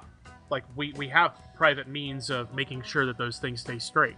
Right, but if you want to fight the public registry, they're not going to just listen to you. They have public registries.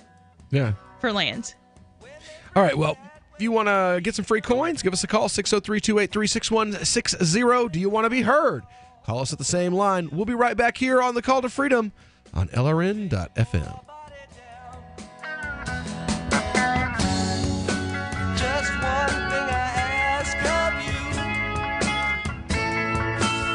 I love My Magic Mud. I drink a lot of coffee. I had stains on my teeth. Then I found My Magic Mud, and I was told it would remove stains. So I paid attention when I brushed the first time. My Magic Mud is black tooth powder, and the difference it made in my teeth in one application was noticeable. With 4, my teeth were as white as you normal folks out there. Please go to mymagicmud.com and buy a jar. There's 150 applications for $25. You can use Bitcoin, mymagicmud.com.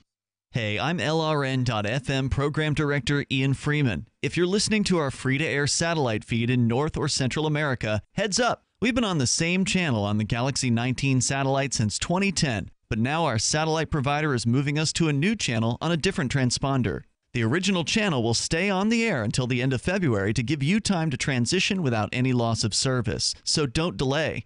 I've posted the new channel details at sat.lrn.fm, but in case you're listening with no internet access, if you do a blind scan on your receiver, you should see the new channel at transponder 12, 11,936 megahertz, horizontal polarization, symbol rate 20,000, FEC 3/4. All that information is at sat.lrn.fm, as well as a link to our Patreon where you can support our channels for just $2 a month. Visit sat.lrn.fm for more information about our international satellite channels, and thanks for listening to LRN.FM. Some of you asked, and now we've delivered. LRN.FM's live Keene, New Hampshire studio shows are now streamed in HD on Twitch. Visit our channel at twitch.lrn.fm and give it a follow. If you have Amazon Prime, you get 1 free subscription on Twitch. If you use it on our channel, Twitch will give LRN.FM a monthly piece of your Prime subscription cost. So please watch, follow, share, and subscribe to twitch.lrn.fm. That's twitch.lrn.fm. Ross Ulbricht was convicted in early 2015 of running the infamous Silk Road Underground Market. The Silk Road was a gift to humanity and helped reduce the harms brought on by drug prohibition. For this good deed, Ross has been sentenced to life in prison with no possibility of parole. Now, an appeal is Ross's only chance, and he needs your support. Please visit freeross.org, where you can contribute via various methods, including Bitcoin. Visit freeross.org. That's freeross.org. Did you know you can listen to LRN.FM via our free-to-air satellite channels? We have channels over nearly all of North America and much of Africa. All you need is an affordable receiver and a dish as small as 30 inches. There are no monthly fees. Learn more at sat.lrn.fm. Plus, if you are a broadcaster or want to be one, this is a good delivery method for our content. See our coverage maps and get details at sat.lrn.fm. That's sat.lrn.fm. sat.lrn.fm. According to a report released this week, people who paint themselves silver and pretend to be statues earn, on average, $10 million per year. The Onion sat down with economist Mark Cosgrave to learn more about the money-making potential of this highly lucrative employment path. There's no more profitable career at the moment. If you compare these positions to other high-paying jobs, say physicians or mechanical engineers, you'll find that those individuals who have outfitted themselves with silver-painted boxes and can move their limbs stiffly as if they were a robot are making literally hundreds of times as much. At this point, I would say that the only job that offers anywhere near that kind of earning potential is dressing up like Batman and allowing people to pose for photos with you. And those guys who play paint buckets like drums have historically done well for themselves. But honestly, the recession hit these professions pretty hard, and a lot of them are only making something like $800,000 a year at this point. It's barely even worth their time. This is the Onion News Network. Love what we do? Please help support our international satellite channels at patreon.lrn.fm. That's patreon.lrn.fm. You are listening to the Call to Freedom on LRN.fm.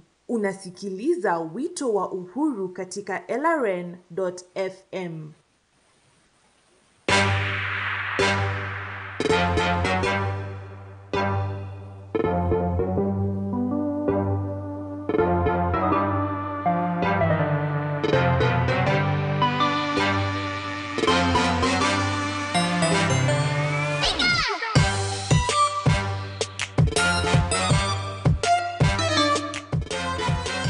All right, welcome back here to the final segment of the Call to Freedom on LRN.fm. You want some free coins? Well, you've got a few more minutes to call in. 603-283-6160. We've got 100 free flash coins to give away today to a lucky caller. Give us a call and you could win. Now, we've been talking about gun control and we've been talking about bad customer service. And, well, you know what? With all of the school folks here we've got with us, we've got Melanie, we've got who hates teachers more than she hates cops. We've got Tom, who is a homeschooler. And then we've got somebody here from the Vora method. So, I mean, you know how they feel about public school teachers. Let's have that talk about homeschooling that we were discussing earlier. We've got 10 minutes. So to be fair, I should note that my mom is actually a public school teacher, so I don't hate them inherently. I don't like the system, though. I mean, I will hate the system. I'm talking about Melanie. Melanie openly says she hates cops. She hates teachers more than she hates cops. Yeah, I said that last Monday. Yeah. I said it a bunch before, but apparently it surprised people specifically last Monday. So. Yeah. Well, yeah. Usually on the 10th time that you say a thing, then it's surprising, right? Yeah, I have trouble. I wasn't surprised by it. I wasn't surprised by it. I just hadn't heard you say it. Some people on the internet, I think, were surprised by it. Well, so what's your reasoning? So teachers are kind of what upholds the state. So cops will come in there. I guess two reasons. So cops do that. The quicker reason is so a cop will come and they'll kill you, and maybe they'll bring you to prison. But a teacher will kind of just mess with you mentally for 18 or however many years we're doing that now. I mean, and this is kind of a subjective preference like everything else, but like given the choice, like would I rather go to day prison for 18 years or would I rather just take the bullet? You won't be seeing me again. So there's that. But then from a more pragmatic standpoint, teachers are kind of what we give a bunch of kids to and say, okay, make sure this population is going to be subservient to the state. And then teachers do that. Is that what they go to work every day thinking, I'm going to make sure that the population stays compliant and non-thinking? Probably not. But that's what they're doing. That's what their function is. And that's what they do 40 hours a week. And there's where my divide comes, because cops do go to work every day, not only knowing that, but thinking it and relishing in it. I mean, they have entire, movements devoted to, worship the blue line. Yeah, but see, obey I don't think authority. that there's a single cop on the planet who wakes up in the morning and goes, today I'm going to violate the non-aggression principle as much as possible. The state is an illegitimate entity and I am evil. Like, no, they don't, because they don't think that way. They know what they're doing, and so they're wrong and can be held accountable because they know what they're doing. They don't really know the philosophy can be held behind accountable? Hold on there a minute. I didn't say it was going to happen to them. I said I can hold them accountable. I can be like, you are an evil person, officer, because you are an officer. And then you're not going to get a conviction, but you can hold them morally responsible. Because teachers don't carry guns and shoot black kids in the head in the middle of the street, they somehow are less morally culpable for the fact that they are the purveyors of American culture. They have our children more than we do as parents if you don't homeschool. And you know what? They are the controllers of our culture. And I'm sorry, looking around me under the control of modern public schooling, our culture has become crap. The thing is, you can opt out of having your kids under the control. Right, but teachers. the Not kid really, cannot. though. So first Depending of all, on the state. First of all, the kid You can't opt out out. of cops at all. No, there is absolutely no mechanism by which you can Right, opt but the out kid from the can't control opt cops over out, your and that still doesn't change what the structural consequences of that are. Even if I homeschool my kids, if all the people around me don't, you're still going to have this, population that has had the reasoning skills not necessarily beaten out of them, but kind of tortured out of them. So that's still a problem, even if I don't send my kids to an indoctrination camp for 8 hours a day. It really sort of comes down to this idea of would you rather be who you actually are and have your physical freedom taken away, so you're in a cage, you're locked up in a cage, or would you rather be technically free to walk around and roam, but you can't even, your brain is so thoroughly poisoned that you can't even say that 2 + 2 is 4 anymore. It's not even that. It is even an in jail, enormous cop-out. Usually in jail, you're allowed to go to the bathroom. I mean, come on, No, you're not. You're not allowed to masturbate in jail. We've talked about that on the show. You're only allowed to go to the bathroom I didn't say you could do that. I said you could go to the bathroom. You can't go to the bathroom in school. If the cops in a prison decide you can't go to the bathroom, you ain't going. If they only want you to go while they are watching, then you ain't going unless they're watching. I've literally seen an inmate hosed down with mace by a guard because he was in the middle of using the bathroom. And the guard said, "Come here, inmate." It was a trustee. He says, "Come here, trustee." And the trustee's response was, "Hold on just a minute, boss. I'm taking a leak." And he was hosed down and thrown in the hole for insubordination because he was told to come here now. And that means you pinch it off and you come here. And a cop would not be held accountable for that, but a teacher would. But it doesn't really. I'm not sure. So I agree with you, Tom. I mean, I do, but I'm not sure that the teacher is the one who's teaching the society that it's okay for the guard to do that to start with. Yeah, so if you're a serial killer who then gets convicted, you're still an evil person. The fact that you got convicted doesn't take away from your evilness. It's not about who's getting punished the most. It's about who's the most evil. I don't see why you see that as a cop out, Tom. Because it's literally an enormous cop out. It's an enormous cop out to say, "Oh, the government told my kid this thing, so I can't do anything." Okay, but two people can be responsible for the same thing. Mike, you know what? I grew up in a household. You can undo something that your kid has learned. I grew up in a hardcore. Okay, but you can't go around to every single person and undo their government indoctrination. You are responsible for your own kids. You have control over your own kids. I can't go out and be like, tomorrow, I haven't got around to it yet, but tomorrow I'm definitely unindoctrinating every U.S. citizen. That's not a thing you can at least do. Work towards it. You can at least work towards it. You can but the United States federal government, the largest and most heavily armed, most violent gang in the history of mankind, is the thing that is doing it in the first place. So how successful am I really going to be in the short term? way more successful than you're going to be trying to get people out from under the thumbs of the cops who are the armed agents of the government that you were just complaining about. Well, and to be fair, I mean, it is the cops who enforce the, mandatory school requirements. So it really does. I'm not saying that cops are good. They're both like pretty high up there. It's like arguing like, okay, well, you're definitely going to hell, but you're going to the 10th circle or the 11th circle. Like, that's kind of the difference we're talking about. But yes, they're both completely It's a difference of degrees. evil, almost irredeemable human beings. Yeah. It's like, but when you put an equivalency between the two, you're putting an equivalency between somebody whose training, at least, is to teach kids a thing, and someone who's training. Yeah, but they're trained to teach kids things that are wrong. Okay, but I think cops would tell you that and they're detrimental teaching and someone horrible. something that's wrong and shooting them because they do something that you don't like are not morally equivalent. But they're teaching the concept of authority that says, you can unteach. That says, you can unteach what? somebody. That policeman and we have shot hospitals. him. Does that make it okay that cops are shooting people? I mean, I think cops would tell you that they're keeping society safe or preventing chaos or some other BS like that. I understand that they have excuses for the things they do, both cops and teachers.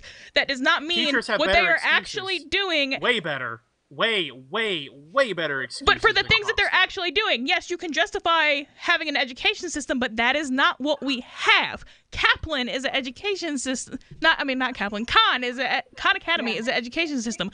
I don't hate them because they actually educate people. Just because somebody says to me, I educate people, doesn't make it true. And so your excuses for educating people really are completely irrelevant when what you're actually doing is indoctrinating a population. Well, especially when the unions themselves say, you can unteach kids, you can't unkill them. Okay, but so that's a value judgment. Wow. Of which one is worse. All right. Well, we unfortunately are going to have to end it there. We will be back tomorrow, though. Same time, same place here on the Call to Freedom on LRN.FM. Stick around after the show. You'll get to hear more of Melanie on Free Talk Live coming up next. Thanks, Mel. Thanks for coming in. Thank you. Yeah, have a good night. Sorry, I hope you're okay with being called Mel. Yeah.